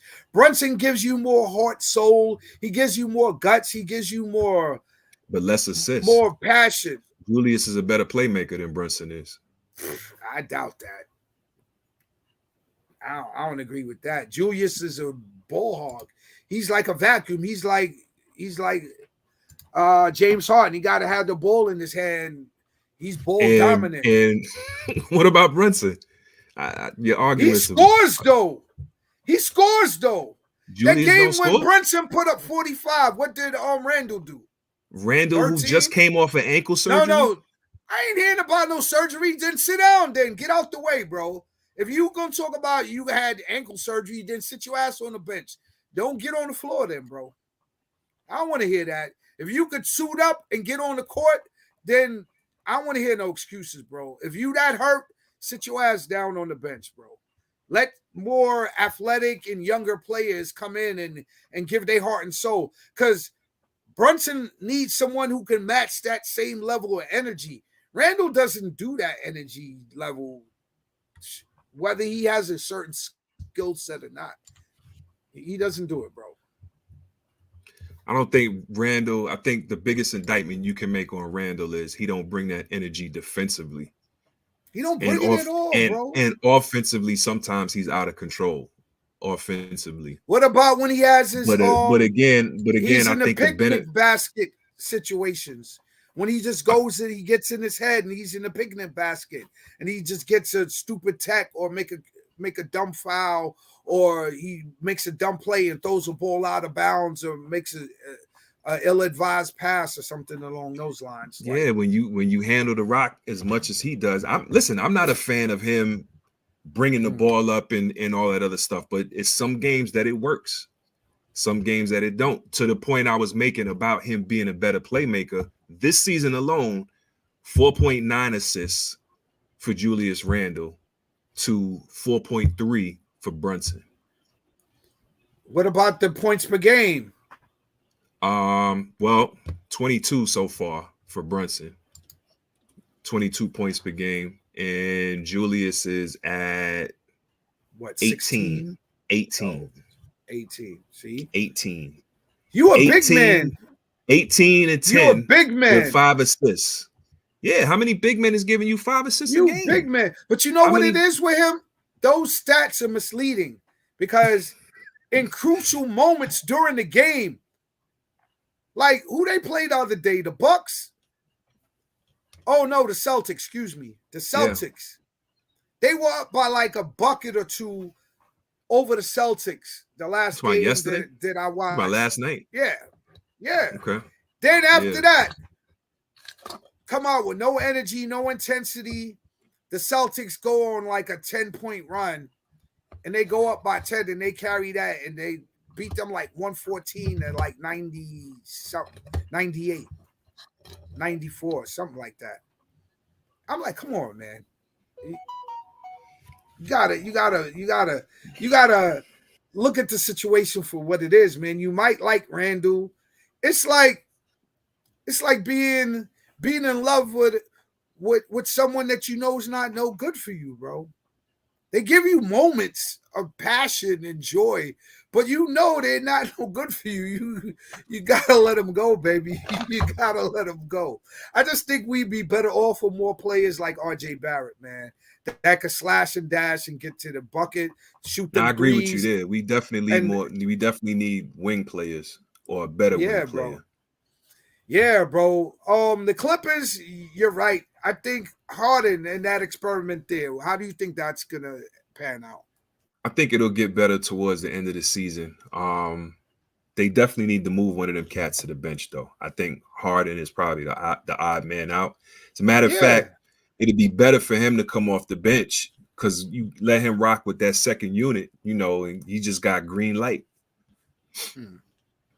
Yeah, he needs to be the bigger man instead of being the system, he needs to be the bigger man and just say, "Yo, well, that's coach, on Lou. That's I on come Lou. off." That's not on him. No, he can step up and step to Coach Lou and be like, "Yo, coach, let me come off the second squad, man. I think I need to get my game legs back. I need to get my basketball form back, and it'll give me an opportunity just to, work that out while I'm on the second squad." I think Harden needs to be the bigger man and just do that. But him being the beard, being weird, I'll tell you what, he ain't gonna do it though. The criticism has been right now, Lou's insistence on playing James Harden with the first unit and saying that James Harden needs more touches. He needs to be more involved in the offense. I think that's and that to me is saying that you need to take the ball out of PG's hands, out of Kawhi's hands, which doesn't make sense. But then when you think about it, subconsciously, Tyronn Lue might be saying, you know what? We need Harden to go berserk, and we need them other two dudes to relax because they're going to get hurt. They're not going to be available for the playoffs. From that rationale, I can absolutely understand it. That's what I said. That's what I said when he went to the Clippers. Because Harden is notorious for being all world in the regular season, and then playoffs. But I can't agree with that though. You can't agree with what? I can't agree with you forecasting injuries on players. Like Zion Williams has been notorious for being injured, and he's hardly been in the league for 5 years. I'm not going to forecast injuries on PG and Kawhi because like I said last week, I want to see them on the court. So I want them to be on the court. And I want that. So what do you do when they inevitably hold on, let hurt? me finish, bro. Let me finish.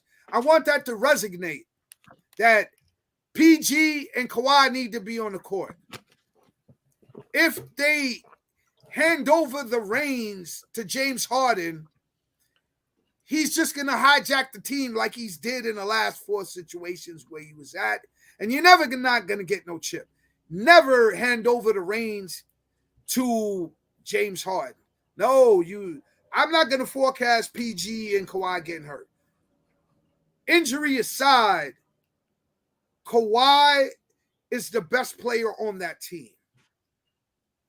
Skill set, PG, and at this stage, it's a pick 'em between West Boogie and Harden.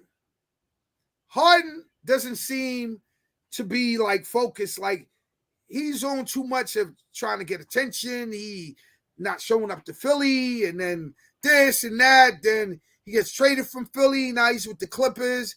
Like the Clippers were not assembled with James Harden on the squad when the season began. It was not an intention of the Clippers to have James Harden on it. So now that James Harden is there, they have to adjust. And they're saying it's going to take like 10, 15 games. All right, fine. Give James Harden his 10, 15 games. Give the diva what he wants. But I think that would be a mistake on the Clippers' part. Let him come off the second squad. Come off the bench on the second squad, bro. Like, he doesn't deserve that much loyalty where you're going to put Westbrook, who's already been there and putting in his work in and has improved his play, PG or Kawhi, who's already been there, regardless of injuries. If one of them get injured, then you move them up to the starting squad. But I don't agree with that. Like, why are you giving the helm of your team, the reins of your team, over to someone with a track record like James Harden? Because of the talents, because of what he does in the regular season. You know, he led the league in assists last year. 10. He had 10 a year. Yeah, he averaged 10 a game. He led the league in assists last year. But he doesn't give you that energy. Like, that's the thing. Like, if he doesn't even give you a full effort and he could get 10 assists, imagine if he gave you a full effort, what he could do. That's my point to you. You're satisfied with saying that Harden had 10 assists. He led the league in assists, which is not so hard to do because a lot of people love to shoot more than they like to pass the ball. Leading the league in assists is not hard to do. No, I'm saying you're not going to find a lot of players who want to pass the rock. So who is his competition? It's not like Tim Hardaway, Stockton, Magic Johnson, Jason Kidd are all competing for the assist crown. Like, most of these cats like to shoot the rock. They don't like to pass the ball. Harden has not had one of his breakout games. They're still trying to even decide from the body language and from the way that the Clippers are performing. They're still trying to decide if they even want to fuck with Harden. To be honest with you, it looks like they don't even really want to have Harden on the team. Like, he just came and he's hijacking the team like he normally does because he has the biggest salary. He's the biggest cap hit, and then the GM office, and he tried to get upstairs and be in the front office. He's the third highest player on the team. Okay, well, in this behind instance, Kawhi and PG. But he's coming to hijack the team. Why should they? Well, he led the league in assists last year, and he's a better shooter and he's a better shooter than Russell Westbrook. So, in my opinion, Westbrook should go to the bench. Nah. Let Harden play with that starting loop. Nah. So what does that have to do with anything? What does it have to do with anything? He's been putting in that work. What does that have to do with anything?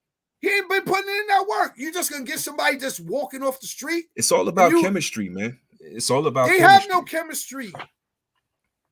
Right. So you really right. Exactly. They have no chemistry with Westbrook starting and Harden on the team, and Westbrook and Harden starting. Before Harden, they were 3-1. Right. Since Harden got there, they're like 0-3. Were they? Yep. Nah, they weren't 3-1. Yeah. Harden is a cancer. Mills Lane, I feel you. Harden is a cancer. He did it in Houston. He did it when in Brooklyn when there wasn't even no situation for him to act like that. Excuse me. Kawhi got injured. Kyrie got injured. And he left the bag to KD by himself to carry.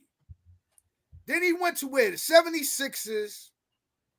Now he's landing at the Clippers. Like, come on, man. That's like the chick of the week, the freak of the week you don't even want to deal with. Like, bro, all of y'all ran through her. She ain't nothing special. Come on, man. You wanna mess with the chick that everybody in the crew done ran through? Nah. You can keep Harden. That's why I said he comes off the second squad, man. That's just my opinion. You can disagree with that, and I respect that, but I don't think that's gonna work with that, bro. That's not gonna work with that. One of them need to go to the bench, though. No, so why should it be Westbrook? It should be Harden. Sit Harden ass down. Sit his ass down. He's a diva anyway, man. You coming to play on the team, then work your way into the system, man. Get to know the homies and get to know the system and the plays that we run. You just want to come in and you saw that pass that he made the other day? He passed the ball to Iron Eagle in the stands. You saw that? You saw that? Iron Eagle was calling the game. You saw that air ball in crunch time that Westbrook shot? Nah, I ain't see that. Of course not. Of course not. We can sit here going back and forth calling out bad play for bad play. All right, so you're advocating. I'm not calling Harden a Boy Scout. I'm not calling Harden a Boy Scout. But my whole point is that one of them need to come off the bench. Him to sit. All right, so contact Ty Lue, hit him up on X or Twitter, whatever they call it now. Tell him to bench Westbrook and start Harden. Ty Lue is under the impression that Westbrook just needs more time and touches. Stand strong. Stand as Big Perk says, stand on your business. Oh, that definitely go to Westbrook. Yeah, but we ain't talking about who dressed the worst. The beard itself just geeks me out. Like, bro, go where you going. But enough. Ty said to start Harden and bench Westbrook. We gonna see how that pans out. And stand on that, bro. No back and forth, no excuses. Stand on that. Start Harden and bench Westbrook. I'm saying bench Harden and keep the Clippers as they are. Don't make no compromise or don't make it easy for Harden, because all he gonna do is come in your team and spread like a cancer and bring your team down, and then he's gonna try to leave once it doesn't go his way. That's it, man. Moving along to his former team, the 76ers rocked the Pacers 137-126. Now, Harden is gone from the Sixers. Everybody was talking about, oh, the Sixers without Harden. Addition by subtraction.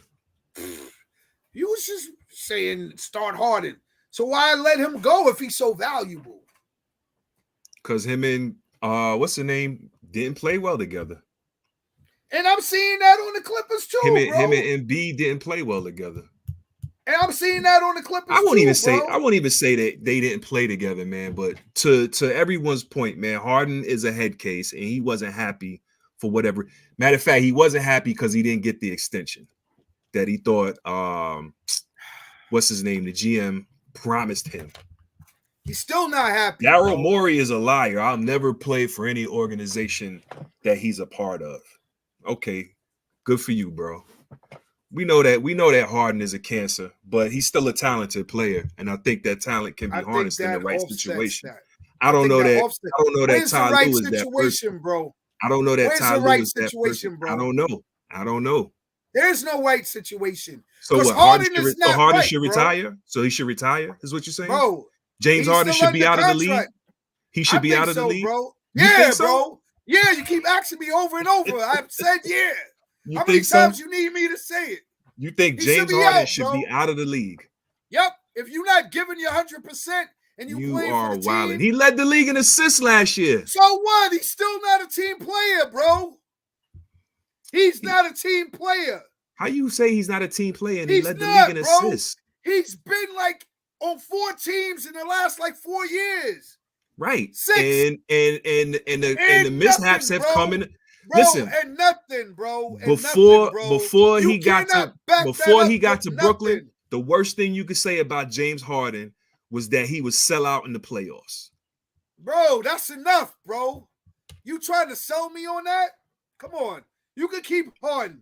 The Clippers made a mistake, man. If you think it's good to start Harden, like I told you, hit up Ty Lue, tell him put Harden in the lineup and sit down. He's already of that opinion, so there's nothing I need to tell him. Well, tell him to sit down Westbrook because you said there's too many of them in the lineup. I'll give him a call after we get off. I do that, bro, because I'm tired of hearing you pick up Harden and stand on that. Then don't. I'm not bigging up Harden. I'm just not like you where I think he needs to be out of the league. He's trash. The strategy he was destroys any team he goes to. And you asked the question, right? First, you said, should he come off the bench? I said yes. Right? Yeah, text him this time of the night. Harden be out in the nightlife. Instead of trying to get his game better, he'd be out in the club tricking like 100 stacks, 100 bands.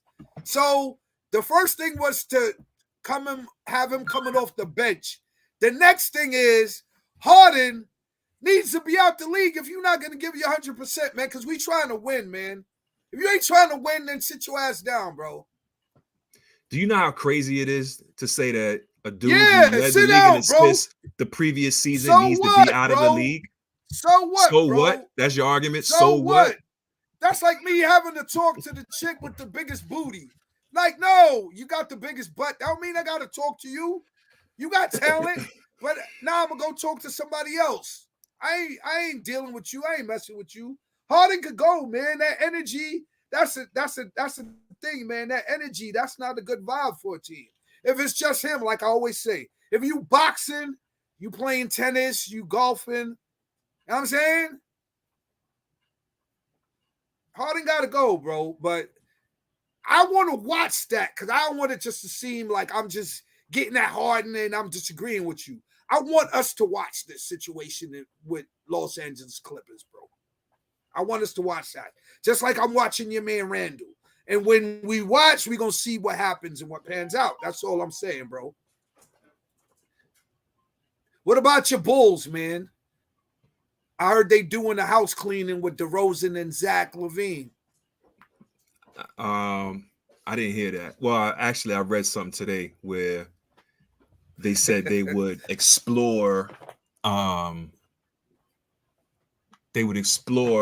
deals or whatever for Zach LaVine or whatever.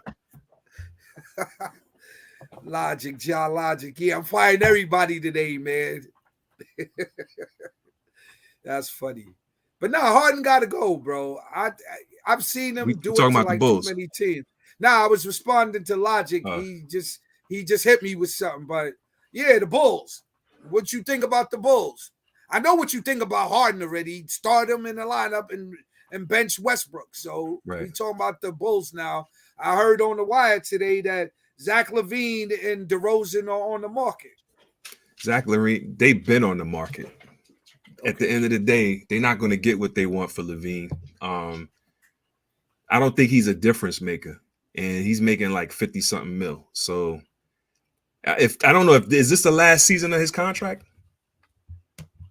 Probably. He could be a complimentary piece though. He could fit well in Philly. He would do well in Philly with Tyrese and Joel Embiid. He could do some work in Philly. But anyway, we're gonna have to keep an eye on that. Like Chicago has fallen so far. They haven't had like a really reputable team since Derrick Rose, right? Right. And that's been a while, bro. And they had a first after the first loss of the season, first game, they had a players only meeting. So things aren't really going too well in Philadelphia. Who's the coach over there? Scott Skiles, Billy Donovan, Chicago. Billy Donovan, yeah, he's the coach over there. So, Billy, you better fight for your job. Moving along, the Rockets rock the Nuggets. Good start for you, Doka. Brought That's in the like right the vets. Rockets 6 straight. Brought in the right vets to set the tone and build the right culture out there. Shouts out to Houston. I couldn't believe analysts was talking about Harden going back to Houston. Like they was really saying that, he's gonna go. Like Houston was gonna give him a max contract. Like, come on now. They should dig a ditch in Central Park and that's where Harden should play. A ditch in Central Park. That's where he should play at, man. He should play pickup ball on West 4th Street, man. That's where Harden need to go, man. Because you ain't taking it seriously, man. And you're getting paid too much money. The Pelicans fall to the Mavericks, 136-124. And the Spurs, they fall to the Heat. The Heat they having a slow start, but I think they'll pick up. The Thunder with SGA just rocked the Suns 111-99, and the Timberwolves and Anthony Edwards are doing their thing. The Lakers with AD coming back on the squad, he's often hurt. That's one person that when you speak about injuries, I understand when you say it about him, but like, god damn. I don't know, man. I don't like to see no players hurt. I like to see them out there getting their bread, man. Any surprises so far with the NBA season? Yeah, definitely tipping off. Philly. Right. Philly got to be one of the biggest eye openers so far this season. And then to your point, Houston with the start that they're having for sure. I think also another noteworthy thing is Milwaukee. I think like 4 and 5. Yeah, I think the thing with Milwaukee, man, is the vets are in playoff mode. Like I was watching a game the other day. I can't remember what game it was, like last week or something. And they were even talking about, one of the commentators were mentioning about how slow and methodical Milwaukee plays. Mm-hmm. And he was like, he's like, to say that they don't play with energy is not accurate, but like it's slower than I thought it was. It's almost like they're in playoff mode. They're in playoff mode now. Mm-hmm. You know, so I think they need to. I don't know. I think so. Drew Holiday was a big loss. I mean, you bringing in Dame, so you picking up that offense, but what they've given up defensively, from what they've given up defensively, also was some of that energy that they got offensively, and I think that's where they're kind of suffering right now.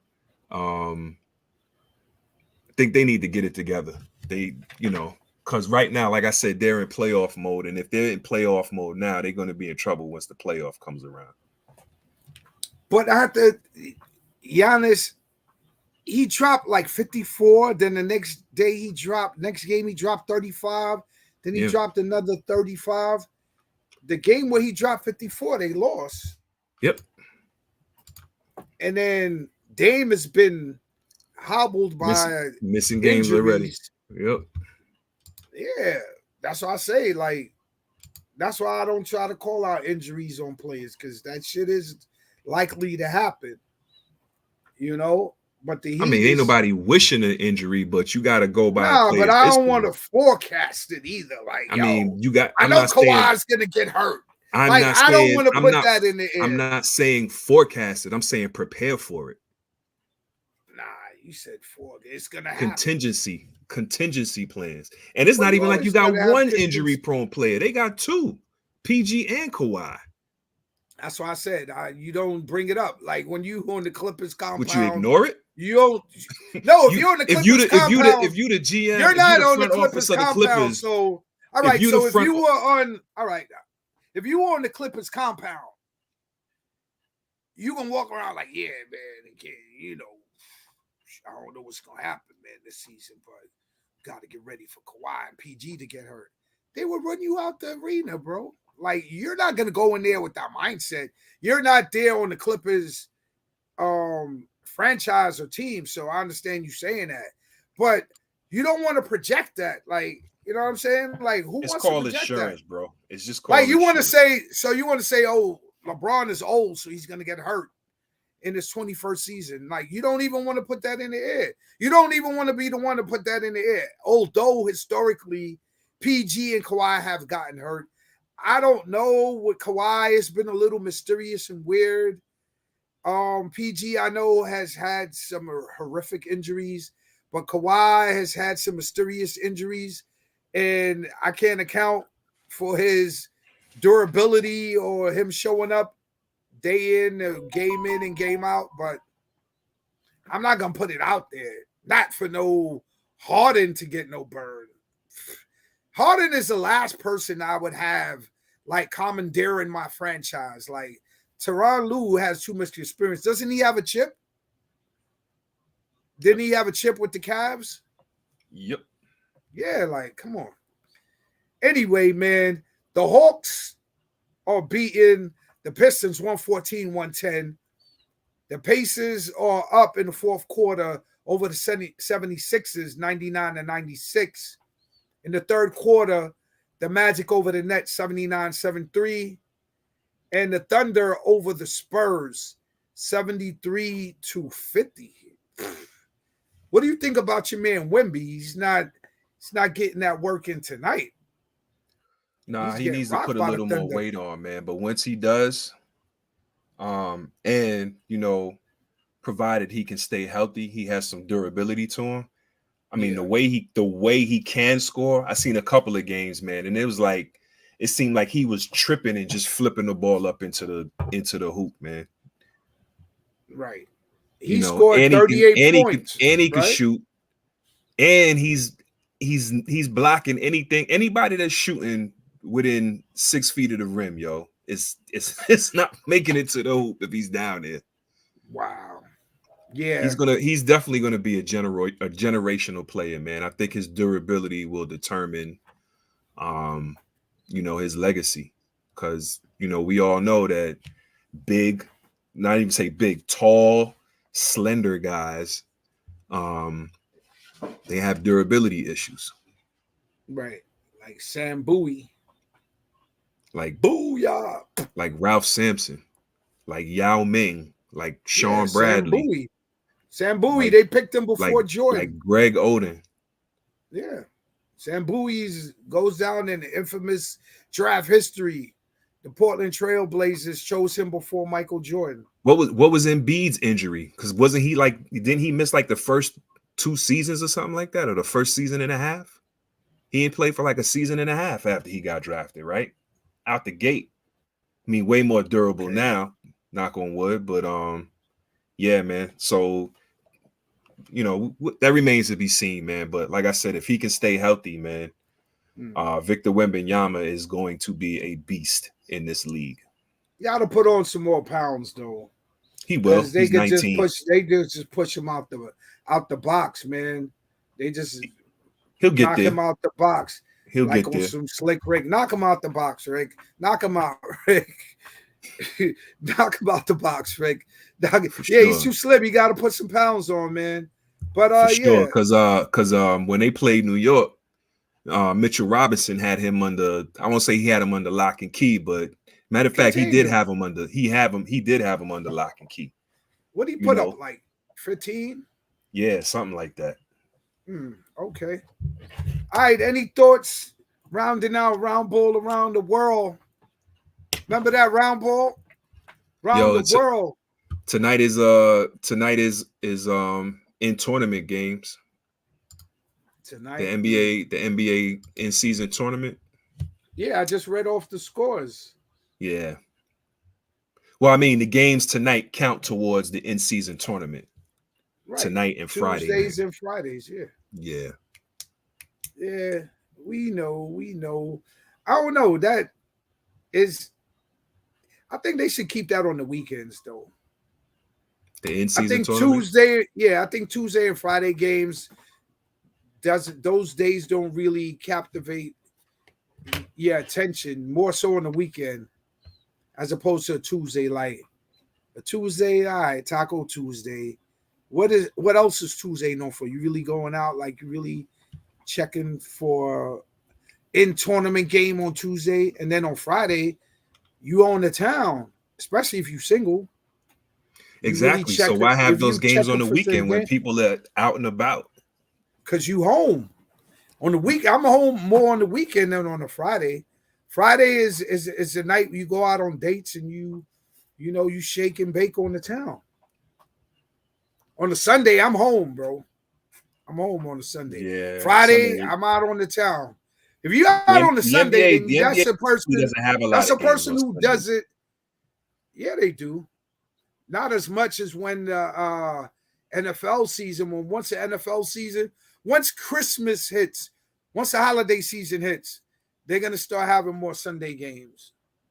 The NBA, I know that for sure. That's on their schedule. So we're gonna move on from round ball around the world, playing 21.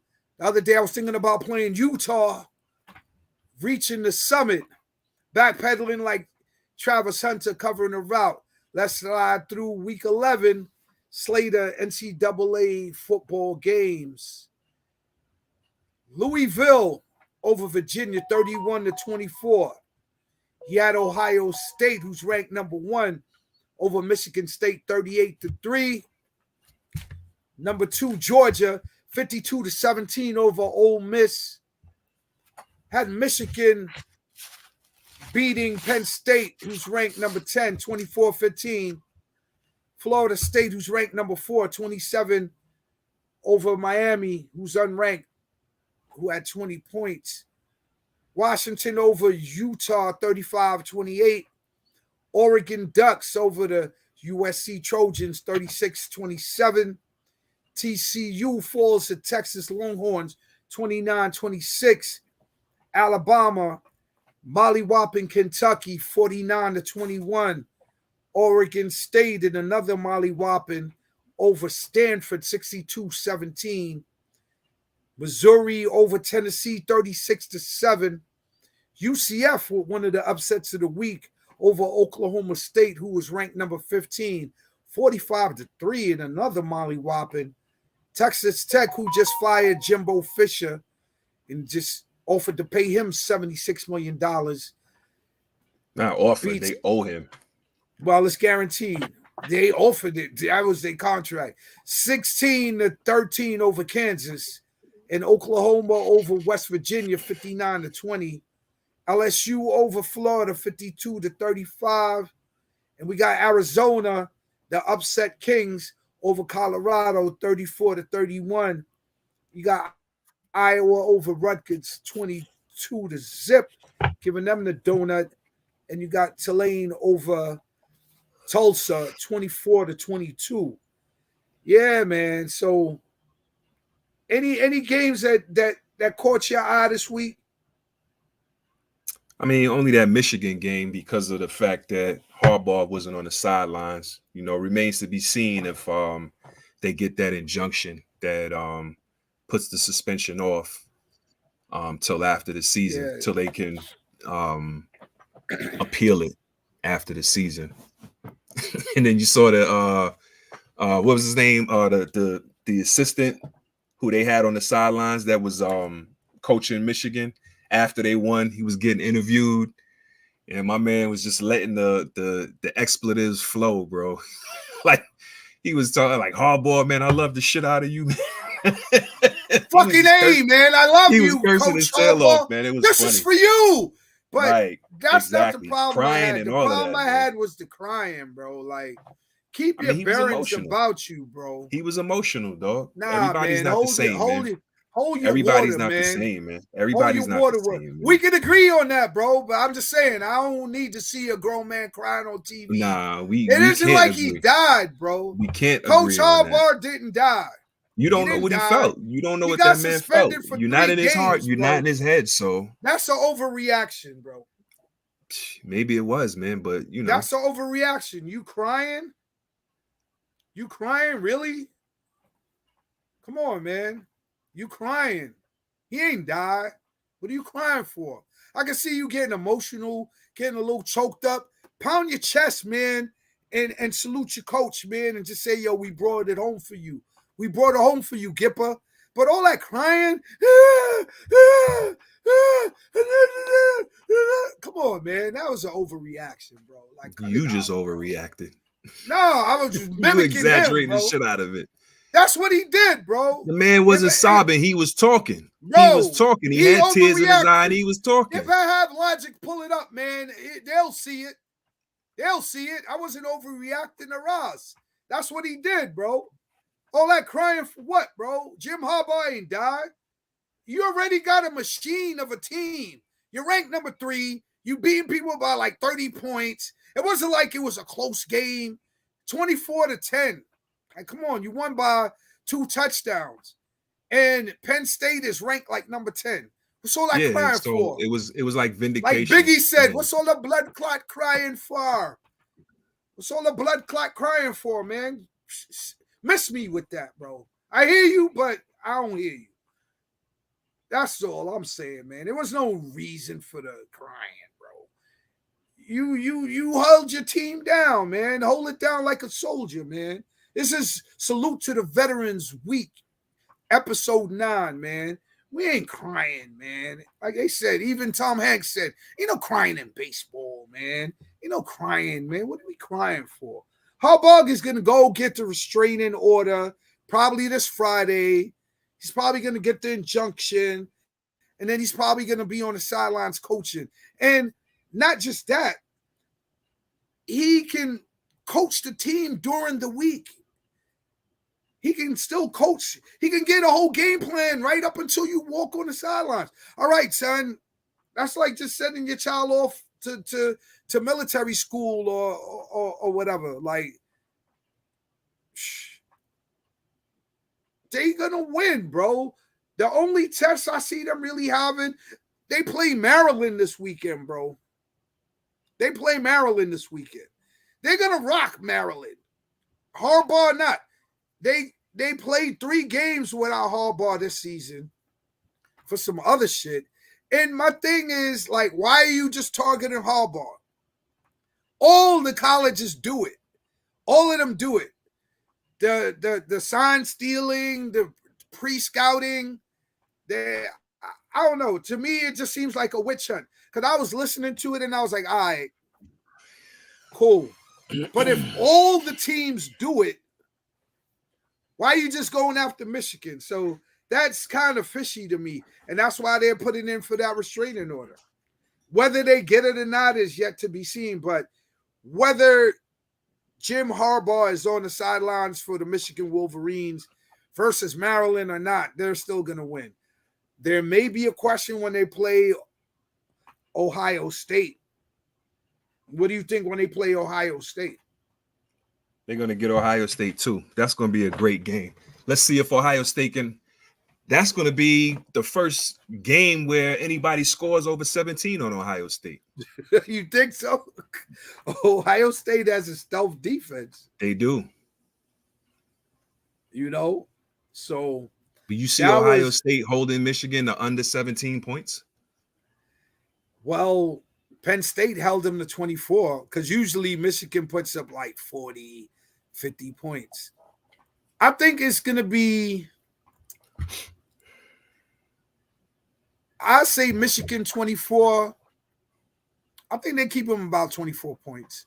I think it'll be like 24-17. Michigan over Ohio State. Excuse me. What do you think? Sounds about right. I got Michigan pulling that out. All right, cool. Moving along, reaching the summit part 2, NCAA basketball men and women's week 1 rundown as some of the top teams take week 1 losses. What was your thoughts on the week slate of games, NCAA basketball men and women's? I know Michigan State took an L early. I think the first game they took an L on the men's side. And then on the women's side, UConn took an L early. Right. They were ranked number 2. LSU took a L early. First game of the year. And there was a couple of upsets. Arizona got another upset, but in basketball, and they jumped from I think they were either ranked in the high 20s, and they're ranked like number 3. Number 3, exactly. Yeah. They leapfrogged through that one week. They caught 2 upsets during the week. So just the top 10, KU is 1, Purdue is 2, Arizona ranked 3, Marquette ranked 4, Connecticut 5, Houston 6, Tennessee 7, Creighton 8, Duke 9. They also took an L this past week. FAU is 10. Gonzaga, Miami, T&M, Texas A&M, usual suspects. We're going to get more into the NCAA basketball men's bracket as the season moves along. Any predictions on that? Too early, man. I don't even really do deep dives into college basketball this early. I'm a Syracuse and St. John's fan, and unfortunately, Boeheim's gone, and Rick Pitino don't look like he gonna make any bit of difference for St. John's this year. So, we'll see what happens around February for me. They took an L last night to Michigan. Yep. Yeah. So, what about on the women's side? LSU took an L early. Yeah, that's crazy. LSU, I'm sorry. LSU. Then UConn fell like UConn. Yeah. Well, LSU took an L on the first night of the season. They 2-1 now.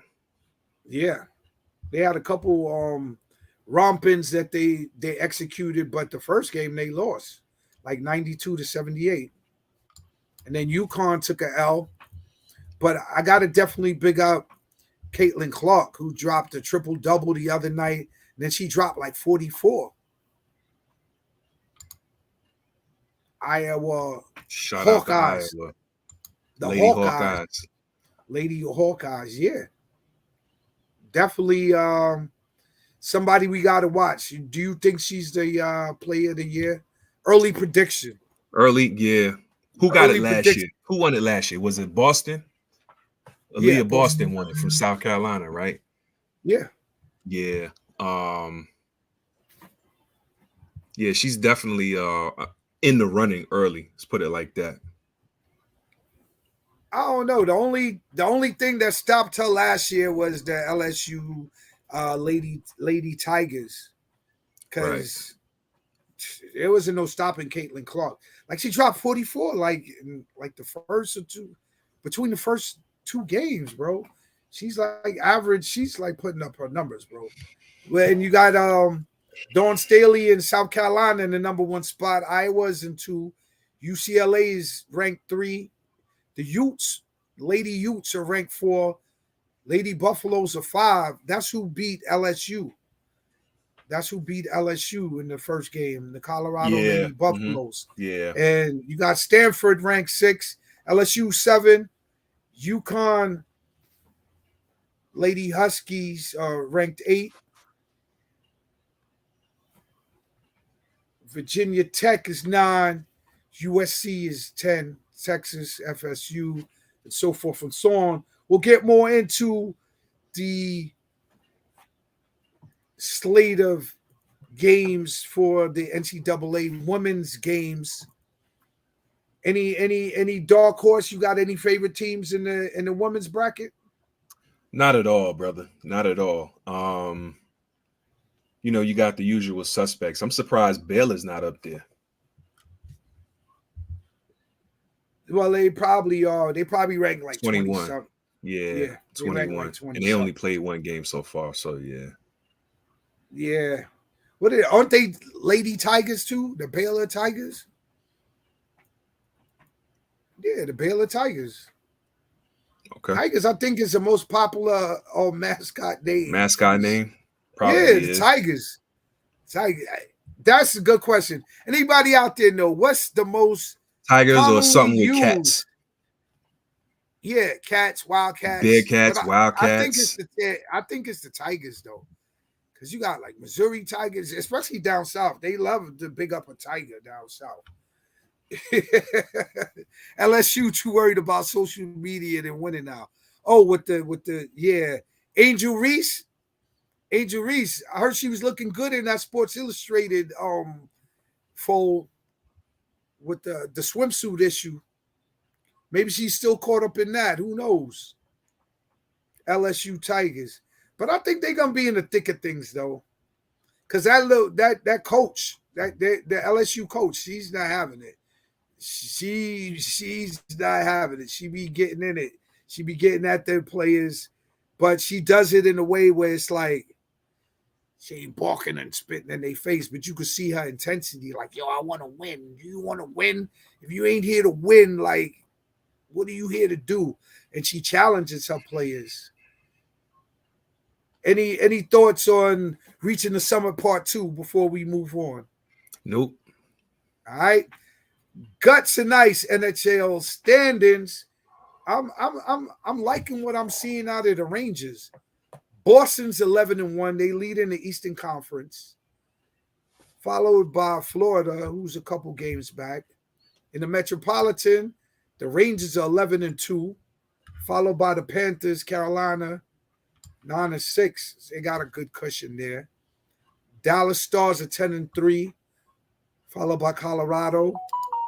And you got your Golden Knights at 12-2, and Vancouver at 11-3. Connor Bedard is the Chicago Blackhawks rookie. He's doing his thing. He's putting up his numbers. You know, he's a phenom. Got to big him up. Also have to big up Henriq Lonquist, who was inducted into the NHL Hall of Fame as well as into the Rangers Hall of Fame. Salute. Definitely. Henriq Lonquist. Any other thoughts on hockey? I know it's a little early. The ice ain't really melt for black people yet. We don't really start getting into hockey until playoff time. But I started seeing more black hockey players, though. So that's a good thing, man. Get that hockey money. Just be careful, man. I'm starting to see more black hockey analysts. That's impressive. Yeah, man. Interesting. Not just on the ice, man. They getting these dudes in studio behind the mic. So most of them is Canadian and whatnot, but they talk with an accent. Yeah, you hear that little talk accent. with the French accent. Not French. It's or not English. It's British. not a French accent, but it's something, man. You could tell, like, you ever heard Tristan Thompson? How he talks? Yeah. It's kind of a similar thing. Like okay. you can just kind of hear it. Okay, definitely. And we definitely have to repeat that the death of Adam Johnson, former Penguins player, has now opened up a investigation into his death, and they're looking to see if it was a murder, or at least if not a murder, it was a accidental homicide. Someone who was not exercising restraint and caution, and were being reckless. What they call that, voluntary manslaughter. Yeah, manslaughter. Yeah, that's crazy, man. That's crazy. Yeah, that's definitely crazy. So we definitely hope that if that's the case, that the person gets brought to justice.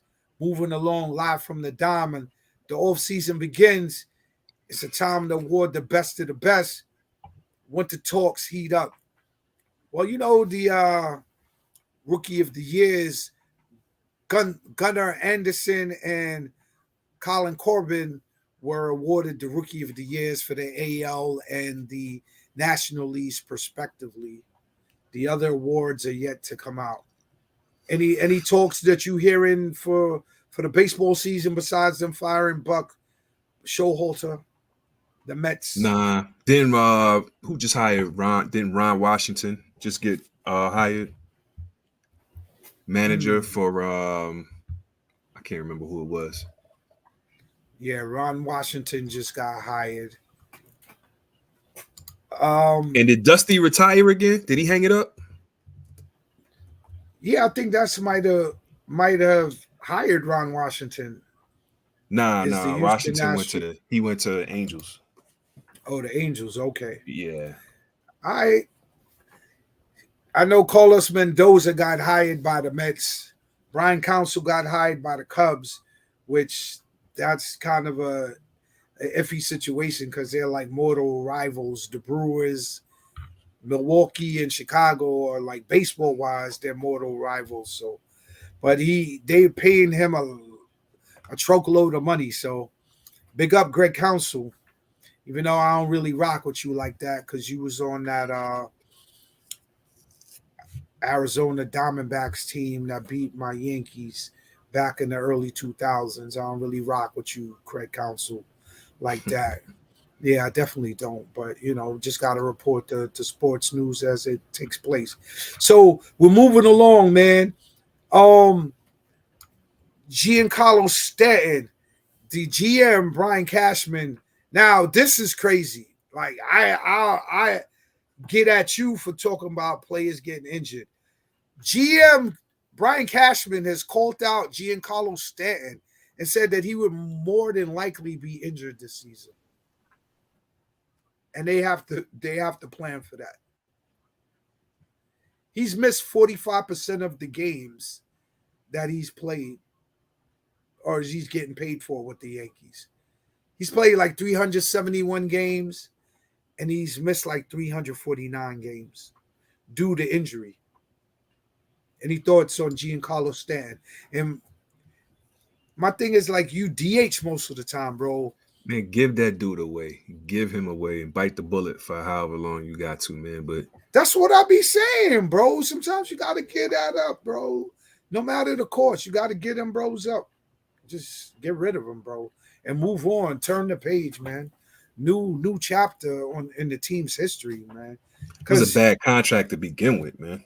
Yeah, well, they inherited that from the Marlins. I've always been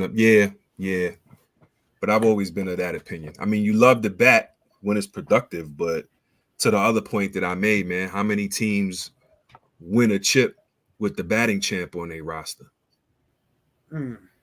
Well, he was the home run champ, but then after that, I think he had like 59 home runs, had like 143 RBIs. Then after that, came into New York. He did some damage, but Florida he got put rid of him them for a numbers reason. up. Yeah, man. So that's definitely one to watch, because when your GM talks about you like that, do you think they're gonna make a move and get rid of him? I don't think there'll be any takers. So you stuck, man. So they could just write it off.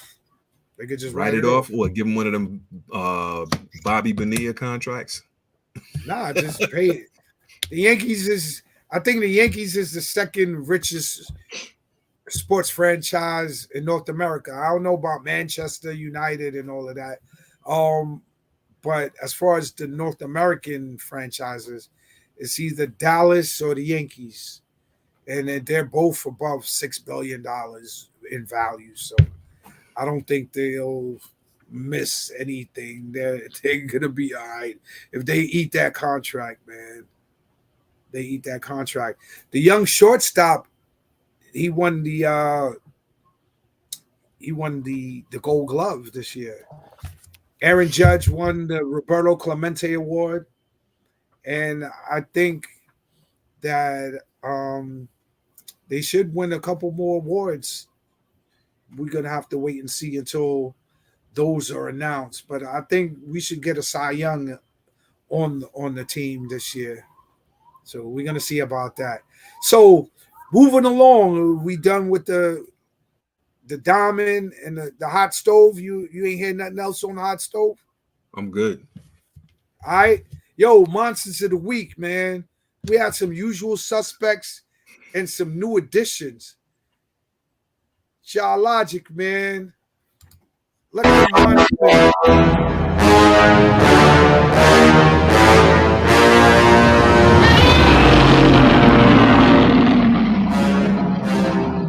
Yeah, you have Giannis Antetokounmpo, definitely was a monster, putting up them numbers, man. The Joker passing LeBron 107 triple doubles in his career, and dude barely jumps off the ground, man. I don't even know how he does it. Bigging up your man being Wemby. 6'11" helps. Yeah, bigging up your man Wemby, the slim assassin, putting up 38 points. You know, he's trying to put up some Tim Duncan numbers, but we're going to have to wait and see what else the youngster can produce. Definitely got to hit the French fries and meat and potatoes aisle up, man. Put some more weight on his bones. Don't be no minute bowl, bro. Dak Prescott balling out of his mind. Another 4 touchdowns. He had 4 touchdowns passing, 1 running. He's doing his thing. Josh Dobbs, the arrow scientist from Nassau, putting up his numbers, leading his Vikings to their second victory.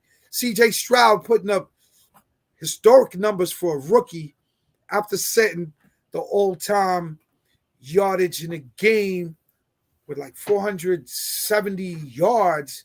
He broke Andrew Luck's record, put up 350. He's balling out of his mind. Caitlin Clark, who I mentioned had a triple-double in one game, dropped 44 in another game. Jalen Brunson, who dropped like 45 with no help from Julius Randle, put up like 13. Yeah. Singleton definitely putting up his numbers. Noah Brown, former Dallas Cowboy. Devin Singletary. TJ Hawkinson for the Vikings, tight end, put up his numbers. Brandon Cooks, we put an APB out on you last week. You showed up. Like 9 catches, 173 yards, leading receiver on the team. Trey McBride, Jared Goff, CeeDee Lamb, still putting them numbers up. Anthony Edwards, SGA, Bo Nix, Dylan Gabriel, who threw for like 4 touchdowns. Jaden Daniels, who threw for 3 and ran for 3. That's out of this world. He threw for 3 and ran for 3 touchdowns. Jaden Daniels was definitely a monster of the week. Any monsters that I might not have seen caught on the radar, on the monster radar? Nah, you touched them all, dog. All right. Moving along, man. Underdogs of the week. Rising to the occasion like underdog with the upsets of the week. Yo, Geologic, man. Bring them underdogs in the building.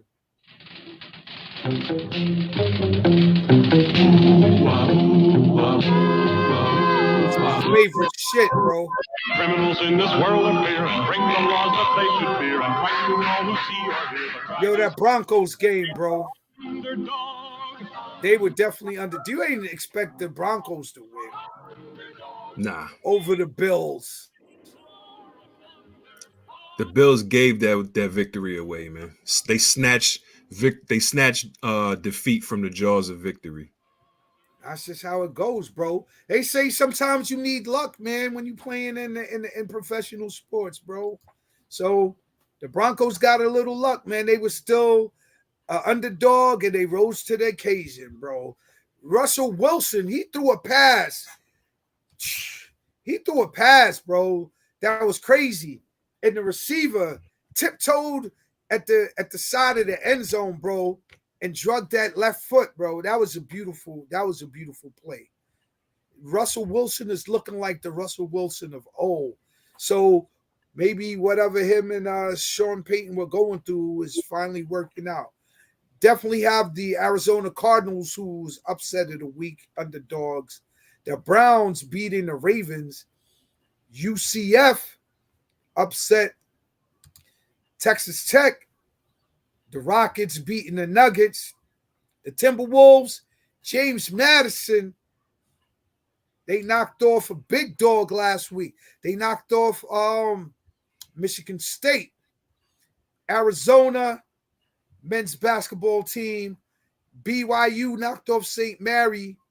Weber State, Pennsylvania, Colorado Lady Buffaloes knocked off LSU.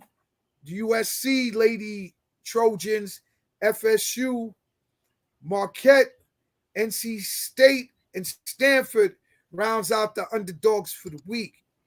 Any underdogs that you want to big up, my G? Nah, you hit them all, bro.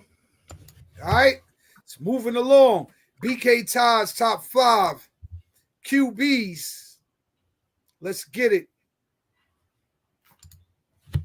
That's right.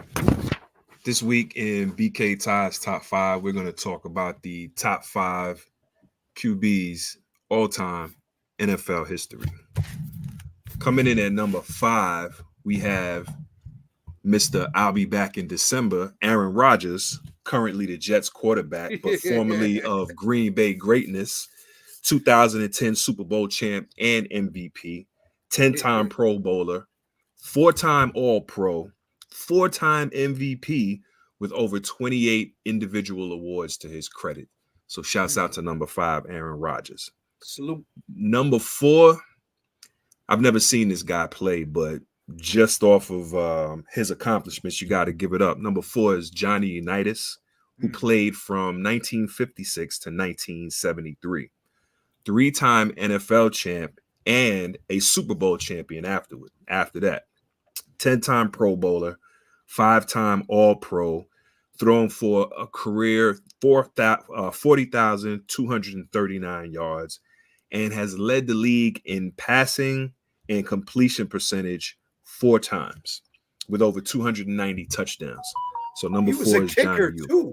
I think towards the end of his career, he became a punter or a kicker. He was a do-it-all, man. He was a do-it-all. He was the gold standard before I would say the dawn of the 90s and the Bill Walsh West Coast offense era, and where the league became more passive. Yeah. He was a gold standard. 18 years in the league, all but 1 with Baltimore. Him and Y.A. Tittle. Y.A. Tittle was his rival. Y.A. Tittle.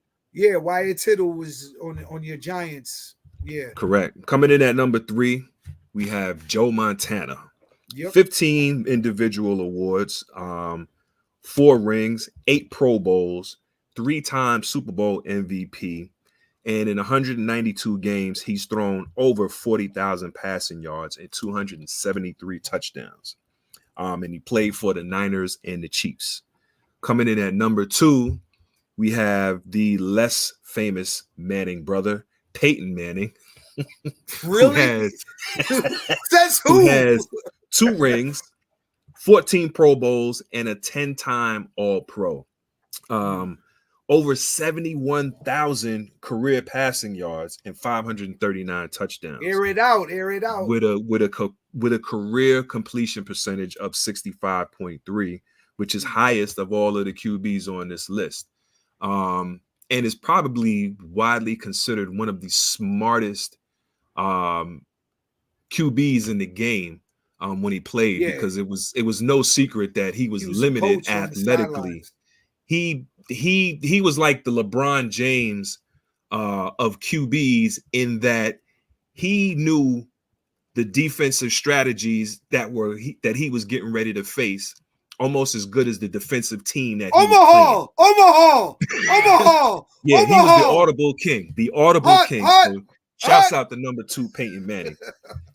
And coming in at number 1, it's no guess, it's no surprise, it's no secret. It is his more famous brother, Eli Manning, coming in. No, I'm joking. Coming in at number 1, we got TB12. Whether you like him or you hate him, there is no disputing the greatest signal caller in the history of the game. 7 rings, 15. You heard that right. 15 Pro Bowls, 3-time NFL MVP, 5-time Super Bowl champ, over 38 individual awards throughout his career. Awards in 7-time. What was that? 7-time Super Bowl champ. 6 with the Patriots, 1 with 7-time champ, but 5-time MVP. Okay. 5-time MVP. As a matter of fact, the last MVP that he got was in 2020, when he played with the Tampa Bay Buccaneers and took them to Super Bowl victory. 649 touchdowns in his career, with that's number 1, right? 89,214 passing yards. It don't get any better than that. So to recap, the dude drank out of the fountain of youth, bro. Yeah, and to think too, Brady was as good as he was, and outside of Randy Moss, never had like a top tier QB to throw to. So shouts out to Tom Brady. Deion Branch was a Pro Bowler. Deion Branch was a Pro Bowler, but he was far from a household name as far as wide receivers. Well, because if you followed the Patriots, you knew who Deion Branch was. Right. If you don't follow the Patriots, you still know who Randy Moss is. Because Randy Moss had a name before he got to the Patriots. That's what I'm saying. Everybody's gonna know Randy Moss. Like, that's something that's not everybody's a household name like Randy Moss. Like, not everybody's a household name, but most of the time when you think of an wide receivers, when you think of wide receivers, Jerry Rice, Randy Moss, Terrell Owens, Michael Irvin, like cats like that come up off the rip. Right. The cats from the cats from the Greatest Show on Turf don't come to mind so readily as they do when you think like about that team. But outside of that team, you don't think you say them. The Greatest Show on Turf. Exactly. But when you think of that team, so you don't only think of the QB. Name the wide receiving core then from that team. You got Torrey Holt, you got Isaac Bruce. Who was the other one? Those are the only 2 I can remember. One of the reasons why I remember Torrey Holt is because he actually coaches AAU basketball, and he coached in a game against my son years ago. It was crazy. Okay. Got his picture and all that, you know. He's bigger than he looks too. Oh, bigger. Well, he retired, so he put that. Yeah, so he put that weight. He definitely put that weight on. Yeah. But recapping the top 5, we got Aaron Rodgers at number 5, Johnny Unitas at number 4, Joe Montana, the Great at number 3, the Indomitable, and let me tell you, man, that brain of his, the Abomination, the leader with that head that he got, man.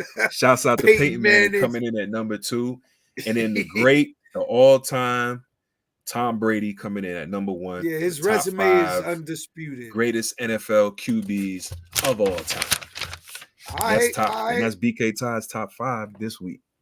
I just like to I can't dispute your list. It's very respectable, highly respectable.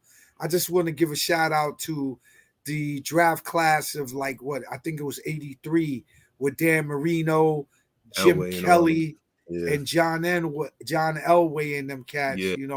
They had 7 Hall of Famers in that draft class. Absolutely. Only reason Marino didn't make this list, man, is because he don't got a ring. It was I'm gonna tell you, it was a toss-up between A-Rod and Marino. Okay. For number 5. But so A-Rod got that chip. You left Y.A. Tittle off of there? Yeah, I left Y.A. Tittle off of there. Bart Starr? Yep. I left Bart Starr off. Roger Staubach? Like I said, man, none of those are as accomplished as Johnny U, and I had to give him some Bradshaw? respect. Terry Bradshaw got 4 Super Bowls, bro. Yeah, he does. You're right. He's very underestimated, man. With Lynn Swann and Franco Harris. That's one thing I would had Mean Joe Green on the squad. Yeah. John Stallworth, Franco Harris, Rocky Blair. Exactly. So to my point about Tom Brady not having a noteworthy receiver, you think of all of these other QBs, and outside of Johnny Unitas, well, probably Peyton Manning. Well, you could probably because Terry Bradshaw had 2. John Stallworth and Lynn Swann. But what I'm saying is retired, you can almost always associate. Was old, and you can almost always associate a great QB with a receiver. Tom Brady is probably the one where Randy Moss, but outside of Randy Moss, man, for 6 Super Bowls in New England, and you ask the average person, and they can't name a wide receiver. Ask the average person. Ask the average person. Ask the average NFL fan to name a receiver that won a Super Bowl with if Tom someone Brady. is a Patriots fan, name the average sports fan, a non-Patriots fan, but that's a sports fan.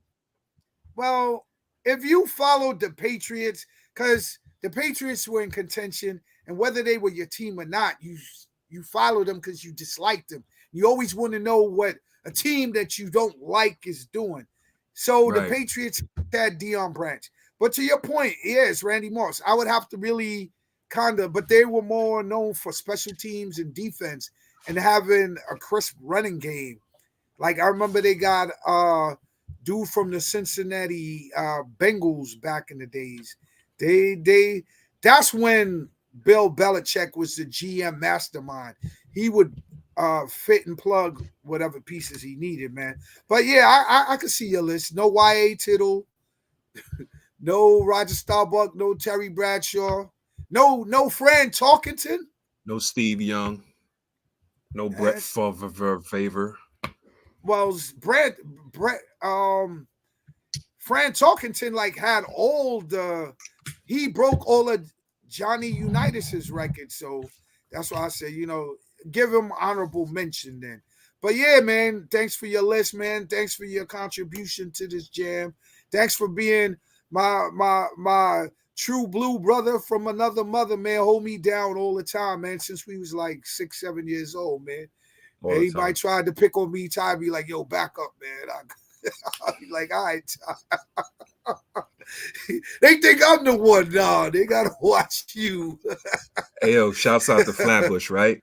Shouts out to shouts out to East 16th Street in Beverly. Shouts out to East 17th in Beverly. Cortelli Road. Word. Dorchester, Ditmas Ave, Albemarle, Tennis Court, Church Ave, Caton Ave, all the way up, man. Shouts out to Holy Innocents.